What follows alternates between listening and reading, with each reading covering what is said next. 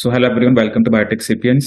So in today's video we'll discuss about the evening shift. जो आपका net का evening shift का exam हुआ है उसके बारे में डिस्कस करेंगे, ठीक है।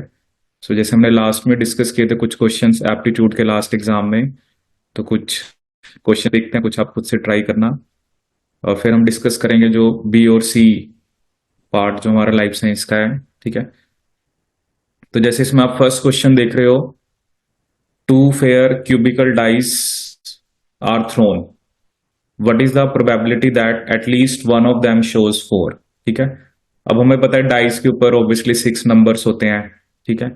और लेकिन उसने मेरे से क्या पूछा है, एटलीस्ट वन। एटलीस्ट वन का मतलब क्या है कि मतलब एक भी आ सकता है या एक से ज्यादा भी आ सकता है। So at least one of them shows 4, ठीक है।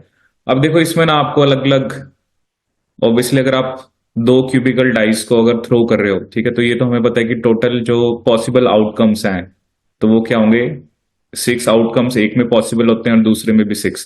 सो टोटल आउटकम्स कितने पॉसिबल हैं, 36, ठीक है। कि दोनों 1 आगे 1 2 ऐसे 1 3 1 4 कुछ भी, मतलब 36 कॉम्बिनेशंस बनेंगे, ठीक है। लेकिन मुझे क्या चाहिए, at least one of them shows 4, ठीक है। तो अगर मैं अपने कॉम्बिनेशन देखो जो मुझे चाहिए, तो ये तो टोटल नंबर है, ठीक है। अब ऐसा हो सकता है कि पहली डाइस में 1 आया, दूसरी में 4, ठीक है, 2 4 3 4, ठीक है। ऐसे ही क्योंकि एक से ज्यादा भी चलेगा तो 4 4, ठीक है, 4 5, ठीक है। एंड बेसिकली आपका जैसे 1 4 2 3 3 4 4 4, इसको चाहे 5 4 लिख लो, 5 4, और एक आपका आ जाए 6 4, ठीक है,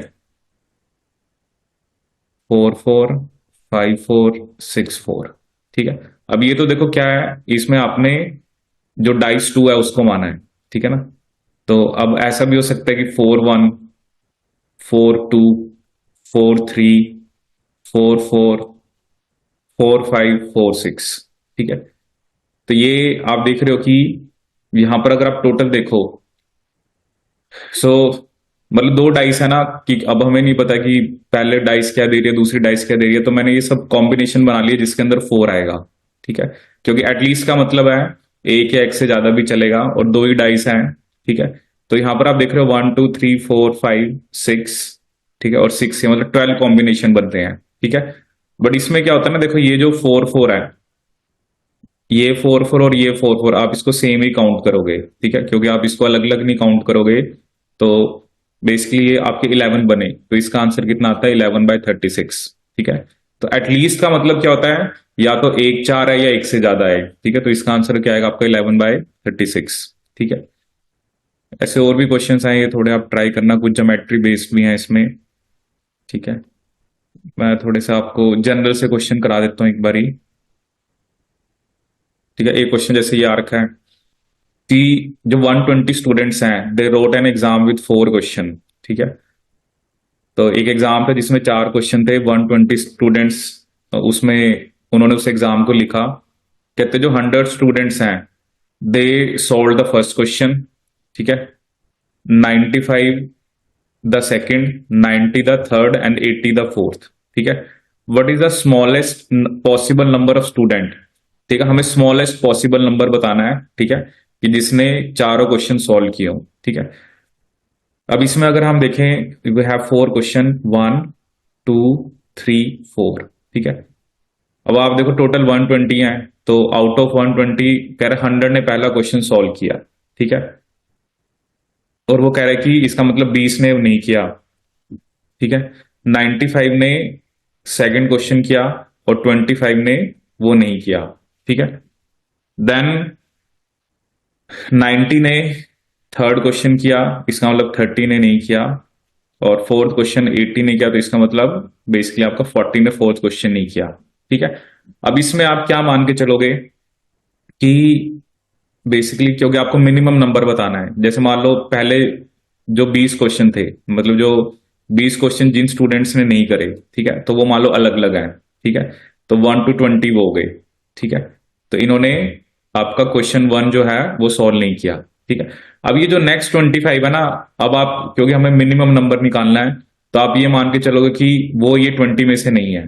ठीक है ना, इन 20 ये 20 डिफरेंट है, और जो और 25 मतलब 20 और ये 25। ठीक है, तो ये वो 25 है, ये इन 20 से डिफरेंट है। ठीक है ना, जिन्होंने फर्स्ट क्वेश्चन नहीं किया वो 20 अलग है, और जिन्होंने 25 नहीं करा वो अलग है, क्योंकि हमें मिनिमम नंबर निकालना है। फिर ये 30 भी अलग है और ये 40 भी अलग है। ठीक है, सो ये कितना हो जाएगा, 20 प्लस 25 प्लस 30 प्लस 40। ठीक है, तो अगर आप इसको सॉल्व करोगे तो ये आएगा 115। ठीक है, क्योंकि ये आप एक मतलब you need to take it like that कि जैसे अब 120 है, तो वो कह रहा है 120 में से 20 स्टूडेंट जो है ना जिन्होंने फर्स्ट क्वेश्चन नहीं किया, ठीक है, वो डिफरेंट है। ठीक है, अगले 25 डिफरेंट है। ठीक है, ये हमें लेके चलना पड़ेगा, क्योंकि हमें स्मॉलेस्ट पॉसिबल नंबर बताना है। ठीक है, क्योंकि कई बार आप ये भी कह सकते हो ना कि सर ये 20 क्वेश्चन जिन्होंने नहीं करे, क्या पता उनमें से कुछ हो जिन्होंने मतलब उन 25 में से भी ना करा हो। ठीक है, तो ये हमें यहाँ पर एक स्टैंडर्ड केस लेके चलना है कि जो 20 है वो डिफरेंट है, जिन्होंने फर्स्ट क्वेश्चन ने किया ये 25, क्योंकि मिनिमम नंबर निकालने के लिए आपको ऐसा करना पड़ेगा। तो इसका मतलब 115 क्वेश्चन स्टूडेंट्स हमने ऐसे कर लिए जिन्होंने फर्स्ट नहीं किया, सेकंड नहीं किया, थर्ड नहीं किया, फोर्थ नहीं किया। तो टोटल कितने थे, 120। तो इसका मतलब सिर्फ 5 ही स्टूडेंट ऐसे होंगे जिन्होंने चारों के चारों क्वेश्चन आपके सॉल्व किए। ठीक है, तो ये क्वेश्चन हमने ये ट्राई किया। ठीक है, अब एक जैसे ये क्वेश्चन वर्क एंड टाइम का होता है, इसका चलो मैं आपको थोड़ा हिंट देता हूँ सॉल्व करना। वो कह रहा है कि टू कंप्लीट, ठीक है ये टू होगा, this is not two, to complete a task A takes 15 days, B takes 21 days. ठीक है, अब देखो क्या होता है कि जब भी वर्क एंड टाइम का कंसेप्ट आता है, इसमें हम क्या लेके चलते हैं कि उनका 1 डे वर्क कितना है। ठीक है, जैसे एक काम को 15 दिन में कर रहा है। ठीक है, तो इसका मतलब क्या है, ए का जो 1 डे वर्क है, 1 डे जो वर्क होगा वो कितना होगा आपका 1/15। ठीक है, लेकिन जो बी है, बी उसी काम को कितने दिन में करता है, बी 21 दिन में, तो उसका एक दिन का काम कितना होगा 1/21। ठीक है, 1 डे वर्क कितना होगा 1/21। ठीक है, अब देखो क्या है, कहता है if they work done on alternate days. ठीक है, कि अगर वो ऑल्टरनेट डेज काम करते हैं, जैसे एक दिन एक काम करेगा, दूसरे दिन दूसरा काम करेगा, तो कहता बी ने पहले दिन स्टार्ट किया। ठीक है, ऑब्वियसली देख से मतलब क्या है कि बी ने पहले दिन स्टार्ट किया, तो मतलब उसने वर्क का जैसे टोटल वर्क आपका 1 है। ठीक है, तो 1/21 ये पहले दिन किसने करा, आपके बी ने। फिर नेक्स्ट डे 1/15 किसने करा, ए ने। ठीक है, अब देखो एक बात तो पक्की है, इसको 15 दिन लगते हैं, इसको 21 दिन लगते हैं। ठीक है, क्योंकि दोनों ही मिलके काम कर रहे हैं, तो मतलब 15 दिन से तो देखो ज्यादा ही आएंगे। ठीक है, तो पहली ऑप्शन तो वैसे ही गलत हो जाएगी। बट ये आपको 16 17 18 आपको फिर 1/21 फिर 1/15, फिर उसके बाद बी काम करेगा 1/21 फिर 1/15। ठीक है, तो आप पहले ये देख सकते हो या तो 2 दिन में कितना काम हुआ है। ठीक है, पहले आप 2 दिन का काम निकाल लो। ठीक है, फिर आपने 1 तक पहुंचना है।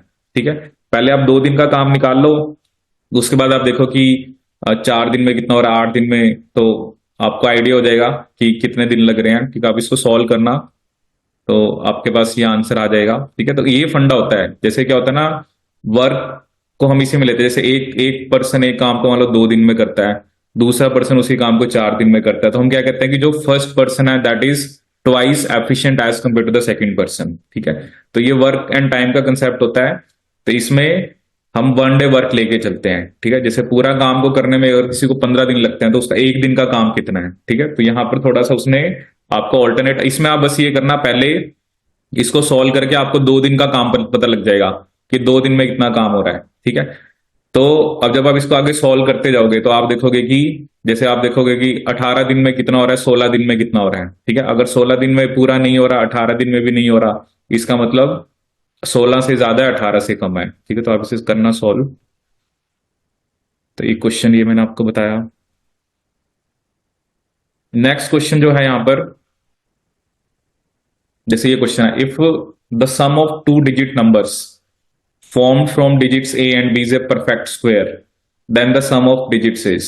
ठीक है, मतलब आपने कोई 2 डिजिट लेनी है और उनका जो सम है, जैसे उसमें ए और बी है, वो परफेक्ट स्क्वायर आना चाहिए। ठीक है, अब जैसे जैसे यहां पर अगर हम वैसे लेके चले, मान लो कि जैसे हमें पता है कि जो ऑप्शन के हिसाब से, चलो वैसे देखते हैं, 11 का स्क्वायर कितना होता है आपका 121। ठीक है, अब आपको क्या देखना है, sum of the two digit numbers, ठीक है, form from digits A and B. ठीक है, कि जो दो डिजिट आप लेके चल रहे हो। ठीक है, जैसे इसमें हम एग्जांपल ले सकते हैं, अलग अलग एग्जांपल आएंगे। जैसे आप फॉर एग्जांपल आप 8 और 3 ले लो। ठीक है, तो जैसे 83 प्लस 38, ये कितना आएगा 121। तो हमें इन दो डिजिट्स का सम बताना है, तो ये 11 आ रहा है। ठीक है, और भी आप लेके चल सकते हो, जैसे 74 प्लस 47, तो ये भी 121 आएगा। ठीक है, ऐसे ही आप लेके चल सकते हो, you can take like 65 plus 56। ठीक है, तो ये भी आप देख सकते हो, ये भी 121 आ जाएगा। ठीक है, तो इसका क्या मतलब है कि हमें इन दो डिजिट्स का सम बताना है, तो वो दो डिजिट का सम कितना आएगा आपका 11। ठीक है, नेक्स्ट देखें। ठीक है, ये भी आप ट्राई करना कि जैसे एक रेक्टेंगल है, उसने कहा कि मिनिमम कितनी लाइंस हम ड्रॉ करें कि 9 रेक्टेंगल्स बन जाएं। ठीक है, तो ये आप ट्राई करना। एक क्वेश्चन ये है कि a certain number of apples when attempted to be distributed to three groups in the ratio 3:4:5 fall short by 1। ठीक है, if distributed in ratio 4:5:6 two apples would be left undistributed। कहते हैं जब हमने एप्पल्स को 3, 4 और 5 की रेशियो में दिया तो एक कम पड़ गया, लेकिन जब हमने 4, 5, 6 दिया तो हमारे पास दो एप्पल जो है वो रह गए। तो वो कह रहे हैं कि विच one of the following is the possible number of apples. ठीक है, तो इसको आपने कैसे करना ना, अब जैसे let X number of apples हैं जो भी है, तो मतलब एक्स एक वैसे हमने नंबर ले लिया एक, तो यहां पर क्या रेशियो है, मतलब 3x plus 4x plus 5x। ठीक है, तो ऐसे करा तो आपके पास एक एप्पल रह गया। ठीक है, यू फॉल शॉर्ट, मतलब एक एप्पल आपका कम रह गया। ठीक है, तो मतलब 3 + 4 + 5, ये कितना हो जाएगा 12x। ठीक है, 12x-1। ठीक है, अब जैसे अब यहां पर x3 हो सकता है, क्योंकि 12 इंटू, अगर हम ऑप्शन से देखें, 35 है, 47 है, 59 है, 62। अगर मैं x को 3 पुट करूं तो 36-1 35, ये भी हो सकता है। 4 पुट करूं तो 12 × 4 - 1 47, ये भी आ रहा है। 5 पुट करूं तब भी। ठीक है, 62 नहीं आएगा आपका। ठीक है, क्योंकि एप्पल्स तो मतलब ये होगा ना कि एक एग्जैक्ट नंबर आएगा आपके पास, एक इंटीजर आएगा। तो यहां से 62 तो नहीं है, ये तो पता लग रहा है। दूसरा कह रहा है कि अगर 4, 5 और 6 लें, ठीक है, तो मान लो 4x plus 5x plus 6x, तो दो एप्पल आपके पास रह गए, तो मतलब आप +2 लिखोगे। ठीक है, तो 4 + 5 + 6, ये कितना होगा आपका 15x+2। ठीक है, तो ऑब्वियसली अब यहां पर आप वैल्यू पुट करो, जैसे कि अब देखो ये अगर आप यहां पे 35 अब आएगा नहीं। ठीक है, अगर आप यहां पर जैसे 2 पुट करोगे या 4 पुट करोगे तो 62 आ रहा है, बट यहां अगर आप 3 पुट करोगे तो 15 × 3 + 2 कितना आ रहा है 47। तो इसका राइट आंसर क्या होगा आपका 47। So the right answer is 47। ठीक है, आप जैसे एक पैलिंड्रोमिक वाला क्वेश्चन आ रखा है। So a palindrome is a word that reads the same backwards and forwards. ठीक है, जैसे यहां पर उसने एक वर्ड दिया लेवल, ये एक पैलिंड्रोम है, क्योंकि पैलिंड्रोम हमने आरडीटी में भी हम पढ़ते हैं। तो लेवल, तो अगर आप इसको ऐसे रीड करो और ऐसे रीड करो, सेम आना चाहिए। ठीक है, अब देखो ये कैसे सेम आएगा, जैसे मान लो अगर हम कोई भी अल्फाबेट है, जैसे अगर हम, क्योंकि आप XYZ ले लो, जैसे जैसे मान लो आपने कहा कि पहला लेटर X है, मतलब जो भी है, क्योंकि हमें नहीं पता कुछ भी लेना है यहाँ पे। दूसरा Y है।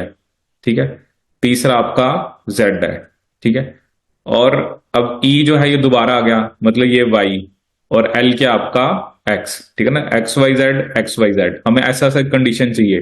ठीक है, if we allowed to construct words that do not have a meaning, ठीक है, हमें ये नहीं मैटर करता उसका कुछ मीनिंग है या नहीं है, then in how many different ways can we construct a few sorry, this has to be 5 letter palindrome using English alphabets. ठीक है, तो हम कितने बना सकते हैं? ठीक है, अब देखो क्या ना, जो पहला लेटर है, ठीक है ना, अब वो आपके पास ऑप्शन है कि आपने 26 में से आप कोई भी रख सकते हो। ठीक है, you want to keep any letter, ABCDEFGHIJ, कुछ भी रखना है। ठीक है, लेकिन अब क्या है कि जो लेटर आपने यहां पे रखा, ठीक है, वही लेटर यहां पे रखना है, तो उसकी पॉसिबिलिटी तो 1 ही है।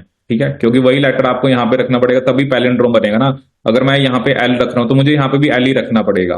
ठीक है, आप कोई भी लेटर रख लो यहाँ पे out of ABCDEFGHIJ, but the first letter will be your last letter, only then it will become a palindrome. ठीक है, इट हैज टू बी, जैसे हम उसमें पढ़ते थे GAATTC, ये थोड़ा उसके कॉन्टेक्स्ट में था, इन कॉन्टेक्स्ट ऑफ DNA। ठीक है, फिर हमें पता है कि यहाँ पे GATTC होना चाहिए, बट यहाँ पर हमें इंग्लिश का बनाना है, तो यहाँ पर कुछ ऐसा नहीं है कि दो आपके पास स्टैंड है, एक ही आपने इंग्लिश का एक वर्ड बनाना, डजंट मैटर, कुछ भी आप बनाओ। जैसे मैंने ये बनाया XYZYX, तो उल्टा रीड करोगे तब भी XYZYX।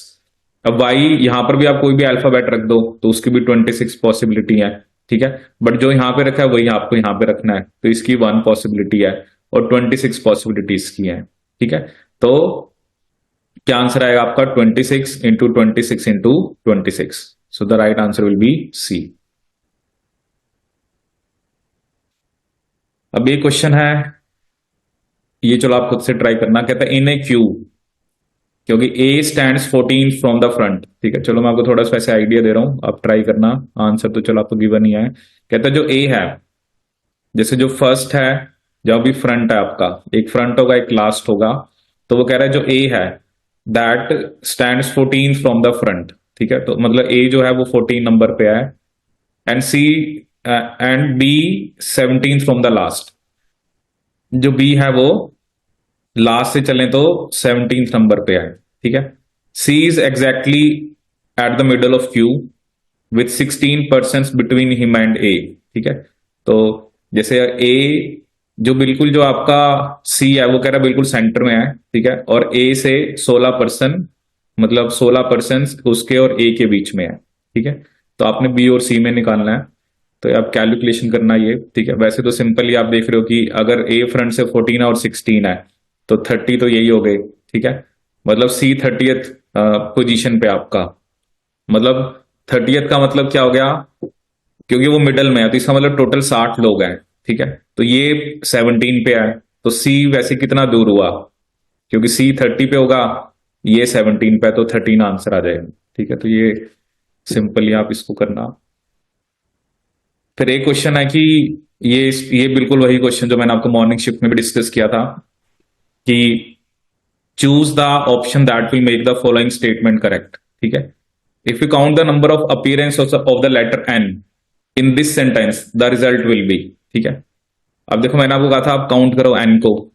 If you count the number of appearance of letter N, ठीक है, जैसे एक N ये आ गया। ठीक है, अपीयरेंसेस में एक N ये आ गया, एक जैसे काउंट में भी है, ये एक N ये आ गया, इन में N आ गया। ठीक है, दिस सेंटेंस में 2 बार N आ गया, तो 1 2 3 4 5 6 7 ये हो गए। द रिजल्ट विल बी, और जब मैं यहां पे 9 लिखूंगा, ठीक है, तो 2 ये आ गए, तो टोटल कितने आ गए आपके? 9। ठीक है, तो टोटल कितने आ गए आपके? 9। ठीक है,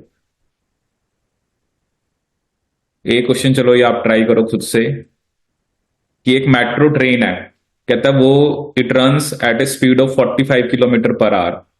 it covers a total distance of 72 kilometre on its route from origin to destination station in 2 hours. ठीक है, that include stops at intermediate station. If it stops for 2 minutes at each station, how many intermediate station are there in the route? ठीक है, करो आप इस question को try, बताओ इसका क्या आंसर आएगा।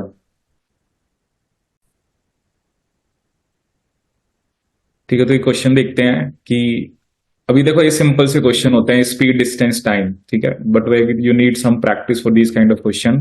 कहते हैं एक मेट्रो ट्रेन है, क्वेश्चन में आपको क्या गिवन है, it runs at a speed of 45 kilometre per hour. It covers a total distance of 72 kilometre on its route from origin to destination station in 2 hours. ठीक है, अगर किसी ट्रेन की स्पीड 45 किलोमीटर पर आ रहा है, ठीक है, तो इसका मतलब 2 घंटे में उसको 90 किलोमीटर कवर करना चाहिए था। ये बात तो पक्की है, ठीक है। लेकिन उसने कितना कवर करा है? 72 किलोमीटर। ठीक है, उसने कितना कवर करा है? 72 किलोमीटर। ठीक है। It include stops at intermediate station. ठीक है। If it stops for 2 minutes at each station, how many intermediate station are there in the route? ठीक है। अब इसमें अगर हम देखें तो मतलब कि एक तो जो डिस्टेंस जो कवर कम हुआ है, ठीक है, वो 18 किलोमीटर कम हुआ है। ठीक है, जो नॉर्मली होना चाहिए था 18 किलोमीटर। ठीक है। और स्पीड हमें गिवन है। ठीक है। स्पीड कितनी है? 45 किलोमीटर पर आवर। ठीक है। वैसे अगर हम देखें, अगर 45 किलोमीटर पर आवर की स्पीड होती तो इतना डिस्टेंस कवर करने में कितना टाइम लगता? ठीक है, वो हम टाइम निकालते हैं। तो स्पीड क्या होता है? Distance by time. ठीक है, तो स्पीड आपको दे रखी है 45। ठीक है। और डिस्टेंस आपको दे रखा है 18। ठीक है। तो बेसिकली अगर हम यहां पे टाइम, तो टाइम कितना हमारे पास आ रहा है? 18/45। ठीक है। बट ये किस में आ रहा है? आपके पास आवर्स में। ठीक है। तो अगर आपको इसको बेसिकली मिनट्स में कन्वर्ट करना हो तो ये कितना आएगा? सो 36 मतलब यार 24 मिनट्स। ठीक है। मतलब 24 मिनट उसने एक तरह से आपका, मतलब अगर आप कह रहे हो ना 18 किलोमीटर कम ट्रेवल किया, तो 18 किलोमीटर को कवर करने में इस स्पीड से वैसे 24 मिनट लगते। ठीक है। अब देखो उसने आपको क्या कहा है, इसका मतलब 24 मिनट का स्टॉप रहा है। ठीक है। तो एक स्टेशन पे स्टॉप 2 मिनट का है, तो 24 मिनट का जो स्टॉप है वो कितने स्टेशन पे आएगा आपका? 12 स्टेशन पे। ठीक है। अब आप कह रहे हो 1.2, 1.2 क्या स्टेशन होता है? स्टेशन पूरा होता है या आधा स्टेशन थोड़ा होता है? तो कितने स्टेशन आएंगे? 12। मतलब मैंने क्या करा, मैंने देखा कितना डिस्टेंस उसने कम कवर किया है। ठीक है, वो मैंने निकाल लिया कि उसको 45 किलोमीटर पर आवर के हिसाब से 2 घंटे में 90 किलोमीटर कवर करने चाहिए थे। ठीक है। स्पीड हमें पता ही है। तो मैंने ये देखा कि अब उसने 18 किलोमीटर को कवर करने में जो उसने कम कवर करे हैं, वैसे उसे कितना टाइम मतलब लगता है? ठीक है, तो 24 मिनट लगते हैं वैसे उसे। इसका मतलब 24 मिनट का होल्ट रहा है। और वो कह रहा है कि एक स्टेशन पे 2 मिनट का होल्ट है, तो इसका मतलब जो 12 स्टेशन हैं, ठीक है, तो इंटरमीडिएट 12 स्टेशन आएंगे जहां पर वो ट्रेन जो है वो आपकी स्टॉप होगी। ठीक है, तो इसका आंसर क्या होगा? 12।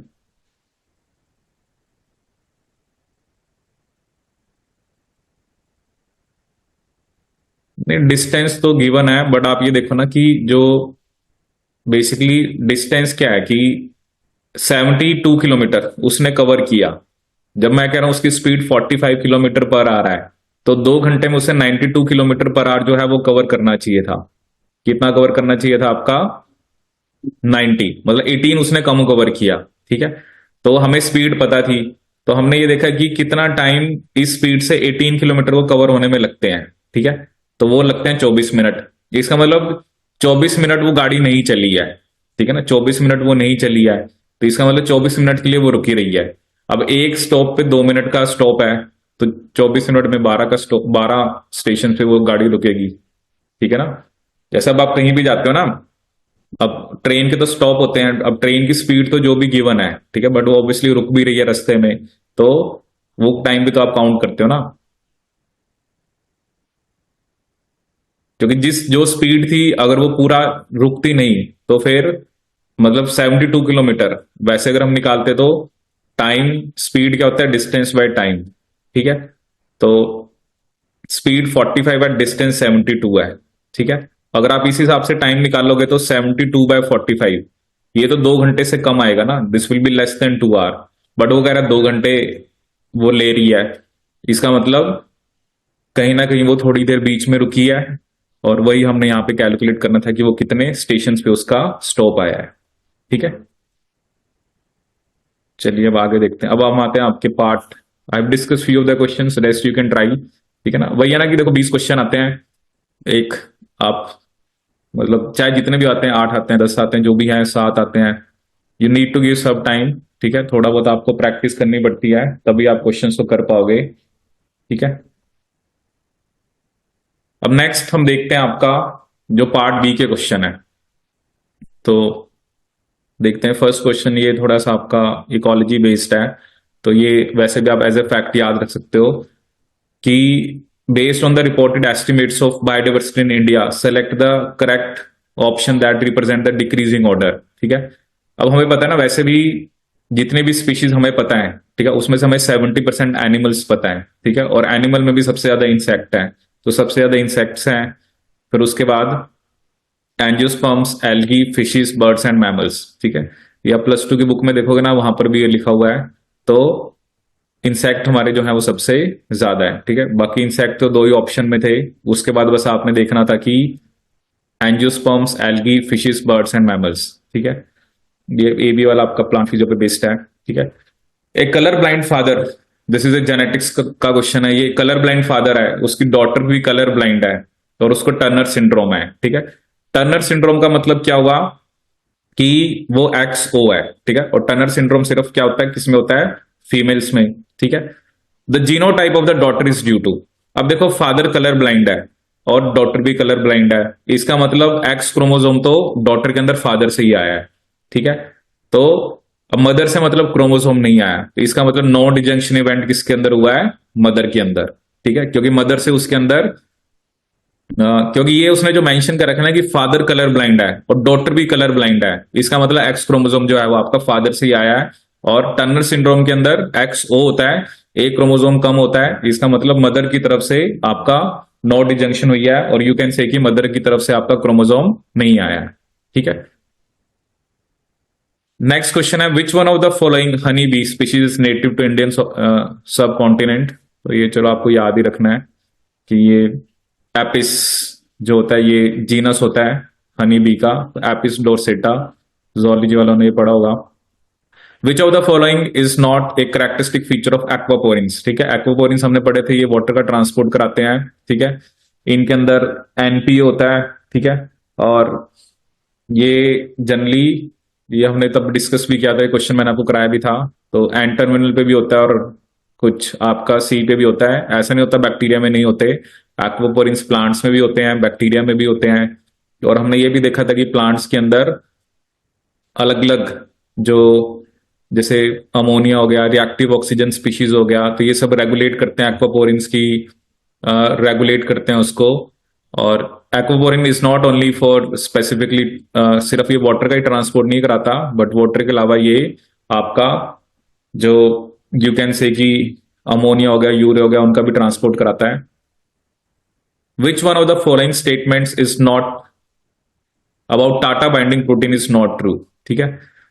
अब ये आपको यहां पर कुछ फैक्ट याद रखना है, ये हमने पढ़ा था TF2D, ठीक है। इफ यू रिमेंबर, अगर हमने यूकैरियोटिक ट्रांसक्रिप्शन पढ़ी थी, सबसे पहले TF2D लगता है, फिर A लगता है, फिर B लगता है, फिर F लगता है, फिर E लगता है, फिर H लगता है, जिसमें हमने देखा था TF2H के पास हेलिकेज, काइनेज और DNA रिपेयर एक्टिविटी होती है, which is specifically nucleotide excision repair. अगर रिपेयर एक्टिविटी नहीं काम करती है तो दैट लीड्स टू जीरोडर्मा पिगमेंटोसम और कोकेन सिंड्रोम, ठीक है। अब क्या है कि इसमें अब ये थोड़ा सा ज्यादा स्पेसिफिक चला गया, तो आपको ये कुछ पॉइंट्स याद रखने पड़ेंगे इसमें, तो कि TBP और DNA की जब इंटरेक्शन होती है तो DNA बैंड होता है, ठीक है, ये मैं आपको इमेज भी शेयर कर दूंगा, तो ये स्टेटमेंट सही है। और TBP DNA की interaction is governed bye interaction of the side chains of phenyl alanine residues, ठीक है, तो ये भी सही है, ठीक है। बट ये स्टेटमेंट यहां पर गलत है, क्योंकि ऐसा नहीं होता कि प्रोटीन जो होता है वो अपने हेलिक्स को मेजर ग्रूव ऑफ DNA के अंदर इंसर्ट करता है, ठीक है, तो ये स्टेटमेंट गलत थी, ठीक है। तो you can add these points की जहां पर भी TBP लगता है, अगर आप देखोगे इमेज में तो वहां पर आपको देखने को मिलेगा DNA बैंड करता है।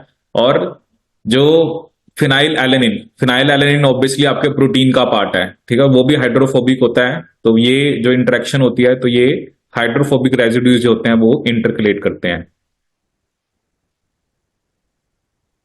नेक्स्ट अगर हम देखें, कौन से अमीनो एसिड की फॉस्फोरिलेशन नहीं होती है, ठीक है, सिंपल क्वेश्चन आया था ये, लाइसिन, सेरिन, थ्रियोनिन, टायरोसिन, तीनों के पास OH ग्रुप होता है और इनकी फॉस्फोरिलेशन हो सकती है।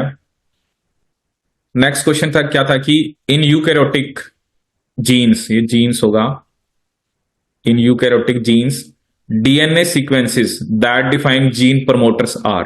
ठीक है, देखो अब जो जीन प्रमोटर है, ठीक है, that is only in the regions upstream. ठीक है, देखो क्या होता है ना, जैसे हमने बैक्टीरिया में डिस्कस करा था, या इसमें भी हम देखते हैं जैसे -70 पे, सॉरी -20 के ऊपर जैसे आपका यहाँ पे टाटा बॉक्स होता है। ठीक है, तो मतलब ये जो रीजन होता है ना, इसमें ऐसा नहीं होता है कि सिर्फ बेसिकली आपका थोड़ा बहुत वो पार्ट भी आता है जहां से ट्रांसक्रिप्शन स्टार्ट होती है, उससे पहले का भी आता है, उसके बाद का भी आता है। ठीक है, सो ये गलत हो गया कि सिर्फ अपस्ट्रीम में होता है ओनली। ये भी नहीं है कि सिर्फ ट्रांसक्राइब्ड रीजन में होता है, और ये भी नहीं कि सिर्फ डाउनस्ट्रीम में होता है। It is either in the region upstream of the transcription start site or within the transcribed region. ठीक है, अगर आप इसको बैक्टीरिया के साथ कंपेयर करोगे तो उसमें हमने लिखा था -10 पे होता है, और बेसिकली आपका -35 पे होता है। ठीक है, तो जैसे ये जो प्रमोटर रीजन होता है ना, जनरली चाहे प्रोकैरियोट है यूकैरियोट है, जहां से ट्रांसक्रिप्शन स्टार्ट होती है, ठीक है, ये होता है +1। इससे पहले वाला पोर्शन को हम क्या बोलते हैं, अपस्ट्रीम, और इससे बाद वाले पोर्शन को हम क्या बोलते हैं, डाउनस्ट्रीम। ठीक है, तो वो रीजन भी आता है जो ट्रांसक्रिप्शन स्टार्ट से पहले है, और वो रीजन भी आता है जो ट्रांसक्रिप्शन के बाद है। ठीक है, तो ऐसा नहीं है जैसे बैक्टीरिया में हमने लिखा था -70 एंड +30। ठीक है, तो ऐसे यहां पर भी यूकैरियोट्स में भी जो प्रमोटर रीजन होता है वो पहले भी होता है और बाद में भी होता है। ठीक है, तो ये तो सिंपल था, प्रमोटर रीजन के बारे में आपको पता होना चाहिए। जैसे हमने डिस्कस किया था, हमारे अंदर टाटा बॉक्स या हॉगनेस बॉक्स होता है। ठीक है, और फिर एक कैट बॉक्स होता है। So which of the following description does not apply to circadian rhythm. ठीक है, ये थोड़ा सा आपका इवोल्यूशन में आपने पढ़ा होगा। ये डब्बा का क्वेश्चन आ गया। A cruciform structure of chromosome during meiosis is a characteristic feature of translocation। ठीक है, अगर आपको याद हो हमने पढ़ा था N1 N2 T1 T2, और वहां पर क्या था कि नॉर्मल और ट्रांसलोकेटेड क्रोमोसोम्स थे। ठीक है, तो ट्रांसलोकेशन के टाइम पे जनरली क्रूसीफॉर्म स्ट्रक्चर बनता है। ठीक है, ये भी क्वेश्चन हमने डिस्कस किया था। कॉन्टिन्यूस कल्चर, कॉन्टिन्यूस कल्चर एक होता है बैच कल्चर, एक होता है कॉन्टिन्यूस कल्चर। बैच कल्चर के अंदर हम एक बार फर्मेंटेशन स्टार्ट करते हैं और उसको चलने देते हैं। ठीक है, कॉन्टिन्यूस के अंदर लेकिन क्या होता है कि आप मतलब मीडियम को दोबारा ऐड करते हो। ठीक है, you just remove the basically जो यूटिलाइज हो रहा है उस मीडियम को रिमूव करते हो, नया मीडियम ऐड करते हो। So which one of the following is not true for a continuous culture based fermentation. Exponential phase is extended, बिल्कुल सही है। Nutrients are utilize efficiently and faster, but C statement गलत है, क्योंकि बैच में तो आप एक ही बार मीडियम ऐड कर देते हो, बट कॉन्टिन्यूस के अंदर तो आपको जैसे you need to add fresh media after some time, and you need to remove the जो भी मीडिया, मतलब क्योंकि इसमें वॉल्यूम आपको सेम रखनी होती है। जैसे अगर आपका 100 लीटर है, अगर आप 20 लीटर रिमूव कर रहे हो तो 20 लीटर आप फ्रेश मीडिया ऐड कर रहे हो। सो इसमें कंटेमिनेशन के चांसेस ज्यादा होते हैं। ठीक है, क्योंकि because after some time you are removing the media, क्योंकि जो भी न्यूट्रिएंट है वो आपके खत्म हो गए, and you are adding the fresh media. ठीक है, अब ये आपका वेस्कुलर प्लांट उस पर बेस्ड है। ठीक है, तो मैं तो आपके से वही टॉपिक डिस्कस कर रहा हूं जो मैंने आपको कराए थे।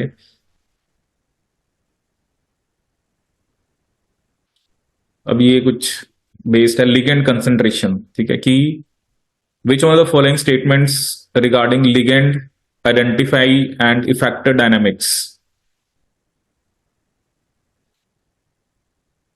ये भी थोड़ा मतलब एनिमल फिजियो से लिंक है, कि मतलब कैसे वो, क्योंकि लिगेंड की कंसंट्रेशन से कैसे आपका सिग्नल एम्पलीफाई हो रहा है और वो कैसे इफेक्ट डाल रहा है। एक ये क्वेश्चन है। ठीक है, इसका आंसर आप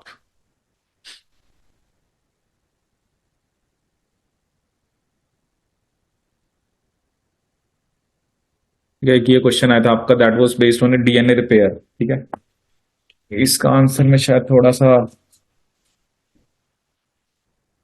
इसमें तो इसका आंसर डी लगा हुआ है ना आपकी। ठीक है, तो क्या क्वेश्चन था, कह रहे कि जो basically bacterial culture initiated from a single bacterial cell with a DNA repair deficient system is inoculated into several individual test tubes and allowed to grow in parallel. ठीक है, wild type cells are also inoculated in a similar manner and grown simultaneously. After several generations, individual cultures are tested for resistance to antibiotics. Which of one of the following statements describe the most likely outcome? ठीक है, करिए एक बार इस question को आप try कि क्या इस क्वेश्चन का आंसर होना चाहिए।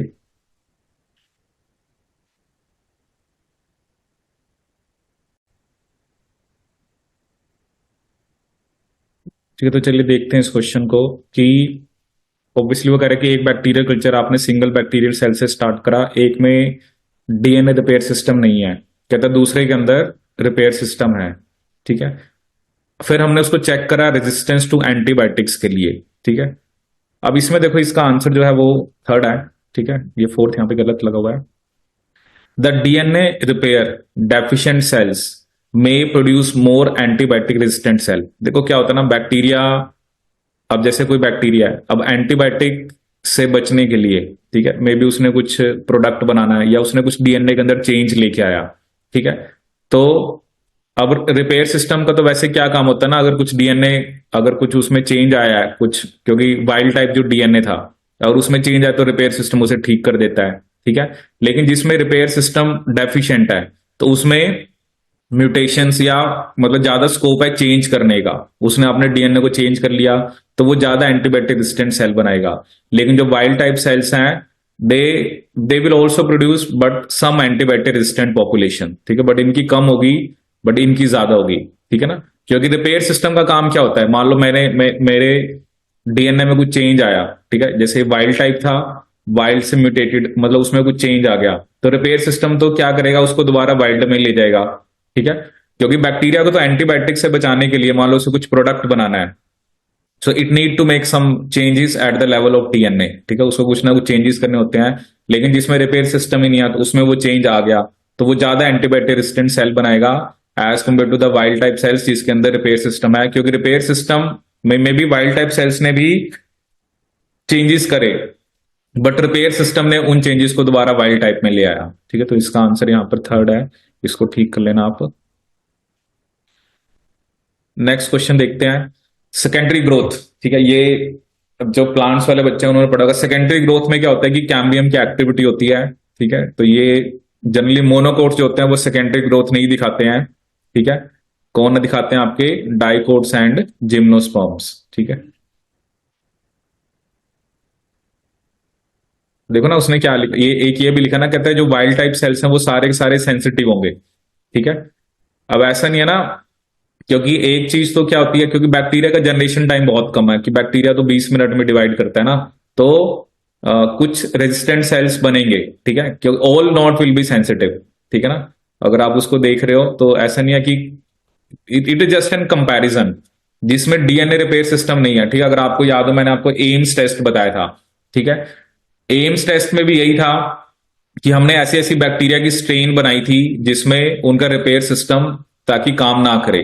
ठीक है, ताकि जो आप केमिकल दे रहे हो, आपने केमिकल दिया किस लिए, म्यूटेशन करने के लिए। ठीक है, लेकिन हमने स्पेसिफिकली बैक्टीरिया की वो स्ट्रेन्स बनाई थी जिसके अंदर रिपेयर सिस्टम ना हो। ठीक है, अगर आपको एम्स टेस्ट याद हो, क्योंकि मान लो आपने कंपाउंड दिया उसने म्यूटेशन करी, ठीक है, लेकिन रिपेयर सिस्टम ने उसको ठीक कर दिया, फिर तो वही बात आ गई ना। तो एम्स टेस्ट अगर आप पढ़ोगे तो वो थोड़ा एंटीबायोटिक से रिलेटेड तो नहीं था, मतलब दैट वाज हमने mainly, you can say, but हमने मेनली जो केमिकल्स होते हैं, पेस्टिसाइड्स होते हैं, उसकी कार्सिनोजेनिसिटी के कॉन्टेक्स्ट में पढ़ा था। ठीक है, तो ये एक सेकेंडरी ग्रोथ, मोनोकोट्स के अंदर प्राइमरी ग्रोथ आपकी, मोनोकोट्स में सेकेंडरी ग्रोथ नहीं होती, मतलब उनका डायमीटर नहीं बढ़ता। तो ये यू कैन रिमेंबर, डाइकोट तो होते हैं और साथ में जिम्नोस्पर्म्स भी, ये भी हमने डिस्कस किया था कौन सा फर्मेंटेशन का प्रोडक्ट नहीं है, ग्रीन टी। ठीक है, ये आपका इकोलॉजी से रिलेटेड आ गया। Immunoglobulin, which one of the following mechanisms permit immunoglobulin to be synthesized in either a membrane bound or secreted form. ठीक है, so that was your differential RNA processing. ठीक है, या जिसे हमने पढ़ा था ऑल्टरनेटिव स्प्लाइसिंग। ठीक है, ये चाहे आप इसको याद रख लेना या इसकी कैलकुलेशन देखना आपकी, 1 ग्राम जो पॉलीसेक्राइड है जिसमें 1000 ग्लूकोस यूनिट्स हैं, that has the same effect on osmolarity as that of 1 mg glucose. ठीक है, तो ये फैक्ट है जिसको आप याद रख लेना चाहे। ठीक है, 1 mg ग्लूकोस की जो ऑस्मोलैरिटी है, तो 1 ग्राम पॉलीसेक्राइड, ठीक है, जिसमें 1000 ग्लूकोस हैं, ठीक है ना। इसलिए जनरली हम जो शुगर्स होते हैं ना उसको पॉलीसेक्राइड्स की फॉर्म में स्टोर करते हैं, ठीक है, क्योंकि उसकी 1 mg ग्लूकोज, ठीक है, अभी मैं वैसे ही देख रहा था तो इसके बारे में, तो वहां पर वैसी लाइन लिखी हुई थी बस कि 1000 ग्लूकोस यूनिट्स हो, उसकी 1 mg के इक्वल होती है, ठीक है। वहां पे कैलकुलेशन नहीं गिवन थी, तो देखना पड़ेगा इसमें कैसे कैलकुलेशन करनी है। तो वहां पर ये लिखा होता है कि इसलिए हम जो शुगर्स होते हैं ना उसको एज ए पॉलीसेक्राइड हम स्टोर करते हैं, ठीक है। ABZDNA, ठीक है, ये पढ़ा था simple question. AB right handed होते हैं, जी लेफ्ट हैंडेड होता है। ये पूछा था आपसे एग्रोबैक्टीरियम ट्यूमिफेशियन से रिलेटेड, ठीक है। None of the virulence genes of Agrobacterium tumefaciens are express constitutively, ठीक है, ऐसा नहीं है। कुछ जीन्स होती हैं जिसमें आप कॉन्स्टिट्यूटिव लिख सकते हो, तो विर ए और विर जी, ठीक है, तो ये कॉन्स्टिट्यूटिव होती हैं, ठीक है। इंटीग्रेशन ऑफ TDNA, ये मैंने आपको बताया था नॉन होमोलोगस से, बताया था मैंने आपको नॉन होमोलोगस एंड ज्वाइनिंग, इन्होंने होमोलोगस की कॉम्बिनेशन लिखा हुआ है, तो ये भी गलत हो गया।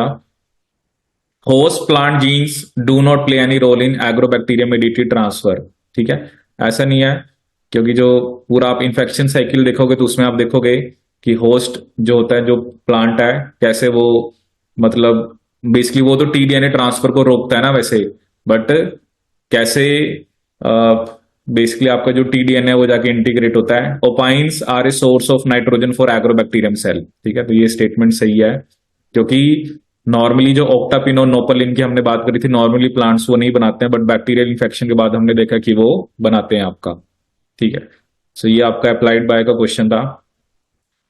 प्लेटलेट्स के बारे में लिखा हुआ है कि इनकी हाफ लाइफ, ठीक है, which of the following is not a characteristic feature of platelets present in human blood, ठीक है। तो इनका डायमीटर बता रखा है, इनका they lack nuclei, their half life, ठीक है। तो इनकी हाफ लाइफ बेसिकली ये जो है, ये आपको एक बार देखना एग्जैक्ट क्या होती है, और ये बनते मेगा कैरियोसाइट से हैं, ठीक है। कितने होते हैं, 10 से 12 दिन, ठीक है। ये कुछ चेंज हुआ था नेम में, इंटरनेशनल कोड ऑफ नोमेनक्लेचर में, तो ये आपको याद रखना है। ये क्वेश्चन आया था आपका काई स्क्वायर टेस्ट पे बेस्ड। काई स्क्वायर मैंने आपको क्या बताया था कि काई स्क्वायर की वैल्यू हम कैसे निकालते हैं, डेविएशन बाय जो भी उसकी आपको वैल्यू गिवन है, ऑब्जर्व्ड वैल्यू, ठीक है। अब देखो ये क्या था, इसमें आपको कैसे करना था, कहता है एक हेट्रोजाइगस प्लांट है डोमिनेंट ट्रेट के लिए, उसको हमने सेल्फिंग करी, कहता है 140 ने डोमिनेंट ट्रेट दिखाया, 20 ने recessive. A researcher hypothesize that 2 genes with identical functions that control the dominant trait, ठीक है। अब देखो ये आपको क्लियर हो जाना चाहिए, ठीक है, ये, और वो ये भी कह रहे हैं कि 2 जीन्स आर नॉट लिंक्ड, ठीक है। तो ये जनरली एपिस्टेसिस का केस है, ठीक है। एपिस्टेसिस के अंदर हमने एक केस पढ़ा था, that is of dominant epistasis, जिसमें रेशियो आई थी 15:1, ठीक है। तो 15:1 के हिसाब से टोटल 160 हैं, तो इसका हिसाब से 150 और 10 आने चाहिए, ठीक है, लेकिन आपके पास 140 और 20 आ रहे हैं। तो डेविएशन क्या होता है कि जो भी आपका ऑब्जर्व माइनस एक्सपेक्टेड, तो इधर इसमें डेविएशन आई -10, इसमें आई 10, लेकिन हम डेविएशन का स्क्वायर कर देते हैं, क्योंकि पॉजिटिव वैल्यू हमें लेके आनी होती है, तो डेविएशन का स्क्वायर दोनों में 100 आ गया, और इसको हमने क्या करा था, 100 बाय आपका अ, एक तो आप करोगे इसमें 100/10, ठीक है, आई थिंक ये डेविएशन बाय एक्सपेक्टेड होता है, तो 100/10, ठीक है, और ये 100/150, ठीक है। तो 100/10 आपका 10 आ जाएगा, और इसको आप सोल्व करोगे तो ये 0.67 आएगा, और दो काई स्क्वायर दोनों का सम होता है, तो ये 10.67 आ जाएगा, ठीक है। काई स्क्वायर क्या होता है आपका, दैट इज जो भी डेविएशन का स्क्वायर बाय एक्सपेक्टेड, ठीक है। तो this is related to epistasis. तो इसमें आपको ये चीज पिक करनी पड़नी थी कि जो रेशियो होती है वो 15:1 होती है, और उसके बाद आपने ऑब्जर्व्ड और एक्सपेक्टेड का नंबर लिखना था, और उस हिसाब से आपने डेविएशन का स्क्वायर निकाला, और डेविएशन स्क्वायर बाय जो एक्सपेक्टेड वैल्यू है, ठीक है। तो इधर से 0.67 है, इधर से 10, तो दोनों का सम करके 10.67। So this was a case of epistasis. ये अगला जो क्वेश्चन था that was based on your ELISA, ठीक है। अब इसमें क्या था ना, कहता है हमने क्वांटिफाई करने हैं सीरम लेवल्स ऑफ IL-17, ठीक है।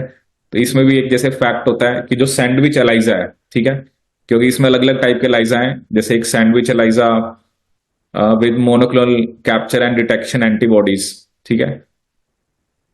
देखो सैंडविच एलाइजा का क्या प्रिंसिपल था कि आप एक एंटीबॉडी पहले लगाते हो, ठीक है, तो उसके साथ एंटीजन लगता है और दूसरी एंटीबॉडी आप ऐसे लगाते हो, ठीक है। तो एक ही एंटीजन के डिफरेंट एपिटोप्स, ठीक है। जैसे ये तो नहीं होगा ना ये होगा, क्योंकि ये एक लाइन है कि सैंडविच एलाइजा जो होता है ना वो 2 to 5 times मोर ज्यादा सेंसिटिव होता है, ठीक है ना। यहां पे लिखा ना कि द मोस्ट एक्यूरेट क्वांटिफिकेशन, ठीक है। अगर आप डायरेक्ट और इनडायरेक्ट एलाइजा से कंपेयर करो, एक हमने इनडायरेक्ट करा था और जनरली एक डायरेक्ट होता है, तो इन दोनों एलाइजा की कंपैरिजन में जो सैंडविच एलाइजा होता है वो आपका 2 to 5 times ज्यादा सेंसिटिव होता है, ठीक है। तो और सैंडविच एलाइजा में हमने पढ़ा ही था कि हम एंटीबॉडीज यूज करते हैं पहले एक एपिटोप के लिए, फिर दूसरे एपिटोप के लिए, जिसके साथ हम एंजाइम या कुछ कलर्ड आपका सबस्ट्रेट लगाते हैं, ठीक है। तो इसका आंसर क्या होगा आपका डी।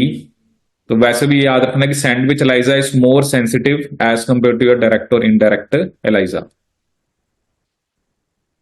नेक्स्ट क्वेश्चन है कि इनमें से कौन सी स्टेटमेंट फोटोसिंथेसिस रिलेटेड है ये आपकी, ठीक है। अभी इसकी आंसर की में चेंज आया था, ये दोनों आपके आंसर थे, ये आप चेक करना। नेक्स्ट भी आपका प्लांट फ्यूज से रिलेटेड है, ये भी हमने पढ़ा था प्रेटर विलाई सिंड्रोम, ठीक है। एक प्रेटर विलाई पढ़ा था और एक एंजलमैन, ठीक है। प्रेटर विलाई का रीजन था मैटरनल यूनिपेरेंटल डाइसोमी, ठीक है, ये हमने जेनेटिक्स में पढ़ा था। इन सेल मेम्ब्रेन जो लिपिड मॉलिक्यूल्स हैं वो जो थिकनेस होती है वो 5 नैनोमीटर होती है, ये आपको याद रखना है, ठीक है। ये NPP GPP related to ecology, ठीक है।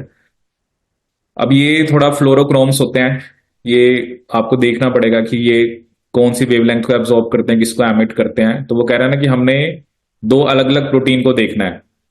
तो एक बार पहले हमें ये जो डाइज लिखे ना यहाँ पे Alexa 488 CY cyanine dyes होती हैं, तो एक बार हमें पहले इसका ये देखना पड़ेगा कि क्योंकि ऑब्वियसली दोनों अलग अलग कलर की लाइट दें, ठीक है ना, तभी आप दो प्रोटीन्स को जो भी आपने उनकी को लोकलाइजेशन को स्टडी करना है यूजिंग फ्लोरेसेंटली लेबल्ड एंटीबॉडीज, ठीक है। तो ये तो एक बार हमें इनका वो देखना पड़ेगा कि इनका किस वेवलेंथ को एब्जॉर्ब करते हैं, किस पे ये फ्लोरेस करते हैं, ठीक है। लैक ऑफ प्रोन वाला क्वेश्चन मैंने आपको कराया था कि nonsense basically mutation in the gene, ठीक है, this is nonsense mutation in the gene coding beta galactosidase. So as we know कि ये 3 जीन सीक्वेंस में होते हैं जी, वाई और ए, ठीक है। तो अगर बीटा गैलेक्टोसाइडेज में नॉन सेंस म्यूटेशन होगी तो आगे वाले नहीं बनेंगे, तो इसे हम पोलर इफेक्ट बोलते हैं म्यूटेशन का, ठीक है। ये आप एज ए डेफिनेशन भी याद रखना कि अगर एक जीन में म्यूटेशन की वजह से तो उसके जो डाउनस्ट्रीम मतलब उसके जो आगे वाली जीन्स हैं अगर वो अफेक्ट हो रही हैं तो इसे हम पोलर इफेक्ट ऑफ म्यूटेशन बोलते हैं, ठीक है। नेक्स्ट क्वेश्चन अगर हम देखें,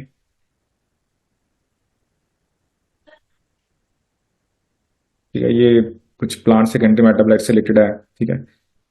विच of the following does not characterize ageing, ठीक है।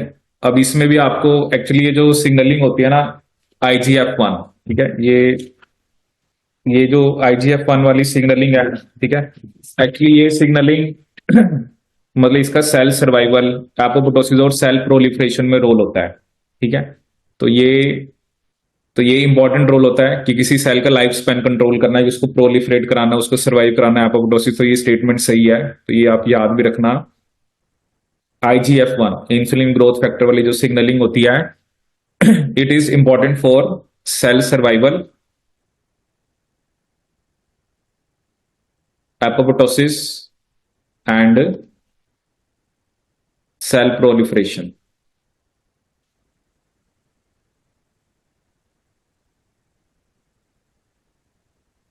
ठीक है। Life span increases due to resistance to oxidative stress. देखो क्या होता है, ये एक एजिंग का एक मैकेनिज्म होता है कि हमारे अंदर ना रिएक्टिव स्पीशीज बनती हैं, जैसे हम बोलते हैं ना हमें एंटीऑक्सीडेंट्स लेने चाहिए, विटामिन ई लेना चाहिए जिसे हम ब्यूटी विटामिन बोलते हैं। तो कहता है कि जो लाइफ स्पैन है वो इंक्रीजेस ड्यू टू रेजिस्टेंस, अगर ऑक्सीडेटिव स्ट्रेस का रेजिस्टेंस है तो बेसिकली आपका ये बेसिकली लाइफ स्पैन इंक्रीज होता है, तो ये स्टेटमेंट भी सही है। टीलोमेयर की शॉर्टनिंग, तो टीलोमेयर की शॉर्टनिंग जो है उससे एजिंग होती है, ठीक है, क्योंकि हम ये कहते हैं ना जब हमारे सेल डिवाइड करते हैं तो टीलोमेयर की लेंथ जो है वो कम होती है, तो ये भी सही है। बट ये गलत था। Female mice with A mutation in IGF-1 and IGF-2 show reduce life span, ठीक है। तो मतलब ये जो इंसुलिन लाइक ग्रोथ फैक्टर, क्योंकि आगे सिग्नलिंग देता है, तो आप स्पेसिफिकली ये नहीं कह सकते कि आगे इन्होंने क्या करना है कि म्यूटेशन की वजह से ये नहीं है कि लाइफ स्पैन आपका रिड्यूस ही होगा, ठीक है, क्योंकि देखो ना ये सब चीजों को करा रहा है। सेल सर्वाइवल में भी इसका रोल है, प्रोलिफरेशन में भी रोल है, अपोप्टोसिस में भी इसका रोल है, ठीक है। तो वो म्यूटेशन का कुछ भी इफेक्ट हो सकता है, मे बी वो लाइफ स्पैन को रिड्यूस भी कर सकता है क्योंकि उसका एपोप्टोसिस करा देगा, लेकिन एक तरह से वो बेसिकली प्रोलिफरेट कराएगा तो उसके लाइफ स्पैन को बढ़ा भी सकता है, ठीक है। तो ये आपको मतलब आप देखना इस सिग्नलिंग के बारे में, एक तो हमने स्पेसिफिकली इंसुलिन की सिग्नलिंग पढ़ी थी वैसे, ठीक है। Now this is A question based on your RDT।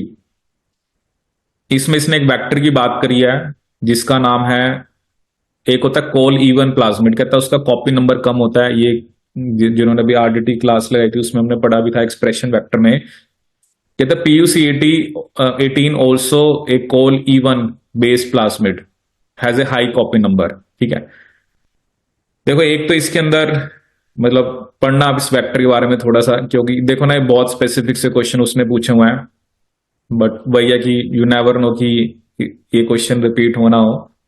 But एक चीज मैंने इसमें पढ़ी थी कि एक तो इसमें रोप जीन नहीं होती है, जिसे हम रेप्लिकेशन ऑफ प्लाज्मिड वाली जीन नॉर्मली जो हमने PBR322 में भी देखी थी। तो COD तो गलत है, ठीक है ना, COD, क्योंकि इसमें लिखा है कि रोप जीन इज ओवर एक्सप्रेस्ड, ठीक है। अब इसमें आप एक बार देखना कि ये जो RNA1 और RNA2 है ये जनरली क्या होते हैं, ठीक है। तो रोप जीन तो नहीं होती है, तो बट A और B दोनों में ही था वो। तो आप एक बार थोड़ा सा इस दोनों वेक्टर का कंपैरिजन देखना कि कोल E1 और PUC18, ठीक है। PUC8 तो हमने पढ़ा था जो ब्लू वाइट स्क्रीनिंग पे बेस्ड होता है, ठीक है।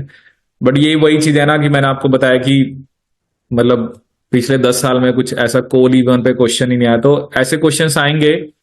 बट मैं वही कह रहा हूँ कि जस्ट जैसे मैंने वेक्टर्स पढ़े हुए हैं तो आई कैन जस्ट, जैसे मैंने इसके बारे में देखा तो इसमें रेप्लिकेशन आरोप जीन नहीं थी, ठीक है। फिर मैं वही देख रहा था कि आपको ये भी पता होना चाहिए कि एक्चुअली ऐसी क्या म्यूटेशन, क्योंकि ये म्यूटेशन ही होती हैं नॉर्मल प्लाज्मिड के अंदर, मान लो उसके ओरिजिन के अंदर या जहां पर भी कुछ ना कुछ प्रॉब्लम है जिसकी वजह से उसका कॉपी नंबर आपका इंक्रीज हो जाता है, ठीक है।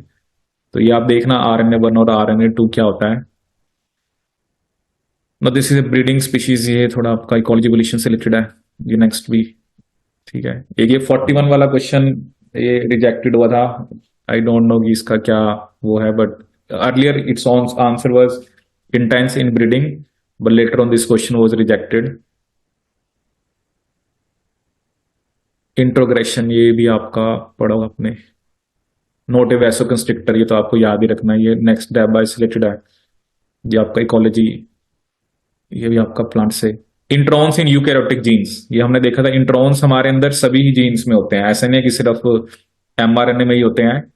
RNA, tRNA, mRNA ये सब हमने पढ़े थे, ग्रुप 1 ग्रुप 2, ठीक है। फिर हमने कि ग्रुप 1 और 2 आपके सेल्फ स्प्लाइसिंग थे, ठीक है, तो सभी में इंट्रॉन्स होते हैं।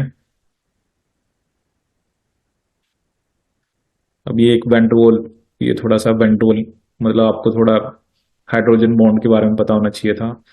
फिर एक था कि अगर ट्रांसमिशन इलेक्ट्रॉन माइक्रोस्कोप है, ठीक है, तो उसमें आपको सिनेप्टिक वेसिकल कैसी दिखती हैं, ठीक है। तो ये आपको स्मॉल दिखेंगी, राउंड शेप दिखेंगी और डेंस कोर, ठीक है। तो ये एक specific synaptic vesicle which contains catecholamines, ठीक है। तो ये आपको स्पेसिफिकली याद रखना है कि वो कैसी दिखती हैं, small round shaped and dense, ठीक है। अब हम आते हैं पार्ट सी के ऊपर, ठीक है। तो ये स्टार्टिंग वाले कुछ क्वेश्चन डायबा से रिलेटेड है आपके, तो मैं अपने वाले सब्जेक्ट्स पे आता हूं।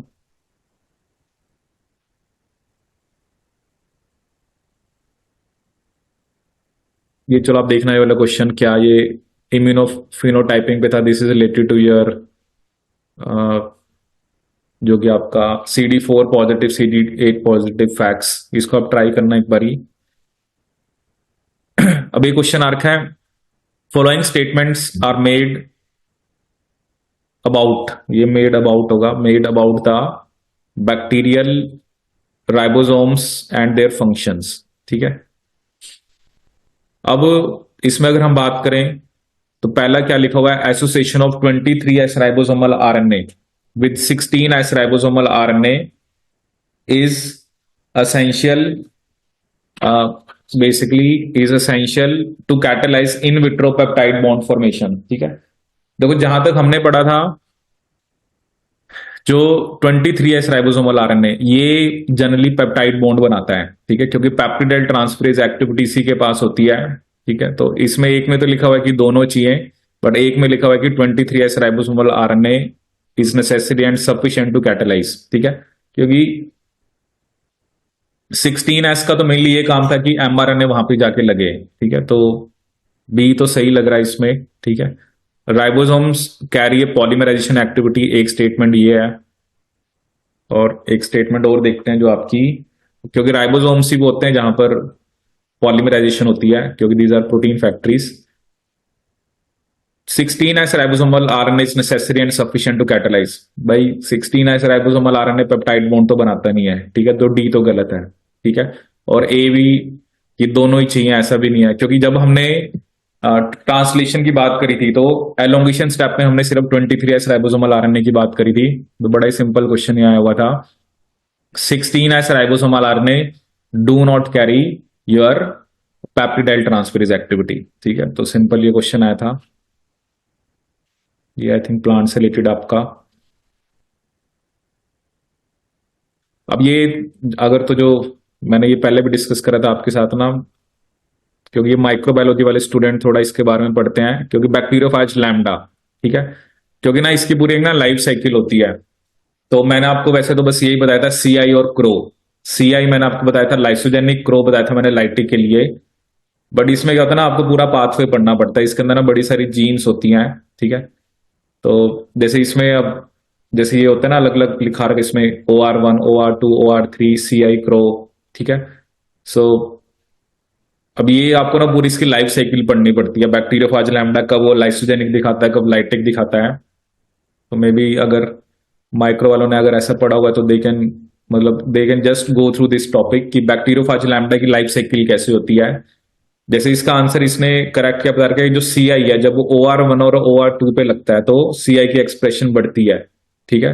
इसका मतलब क्या है कि वो लाइसोजेनिक की तरफ जा रहा है, ठीक है। और क्रो की रिप्रेशन का मतलब वो लाइटिक साइकिल आपकी नहीं होगी, ठीक है।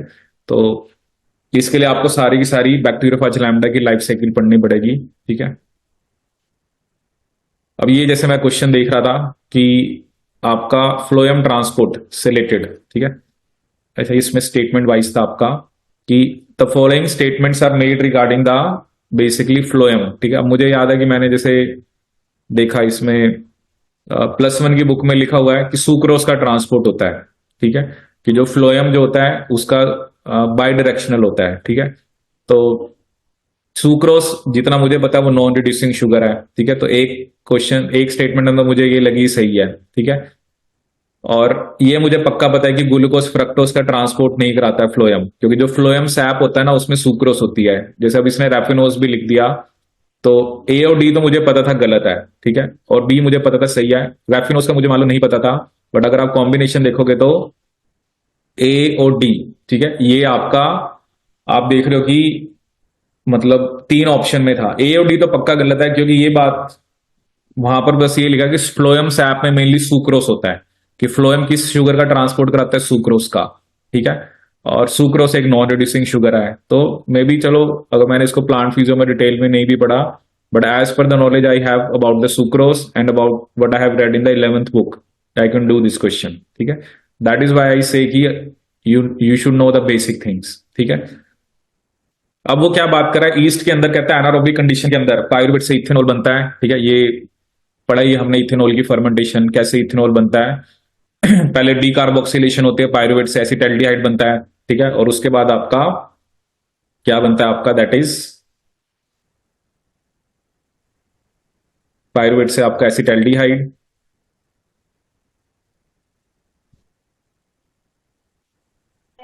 और उसके बाद उसने क्या लिखा हुआ आपका, NADH mediated reduction of acetaldehyde. This is a theory that we have studied.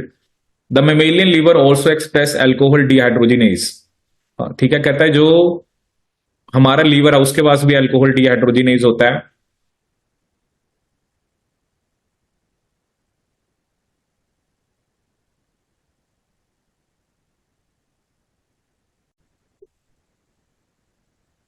तो ये क्वेश्चन हम डिस्कस कर रहे थे कि ईस्ट में एनारोबिक कंडीशंस जब होती हैं तो पायरुवेट से क्या बनता है, ethanol.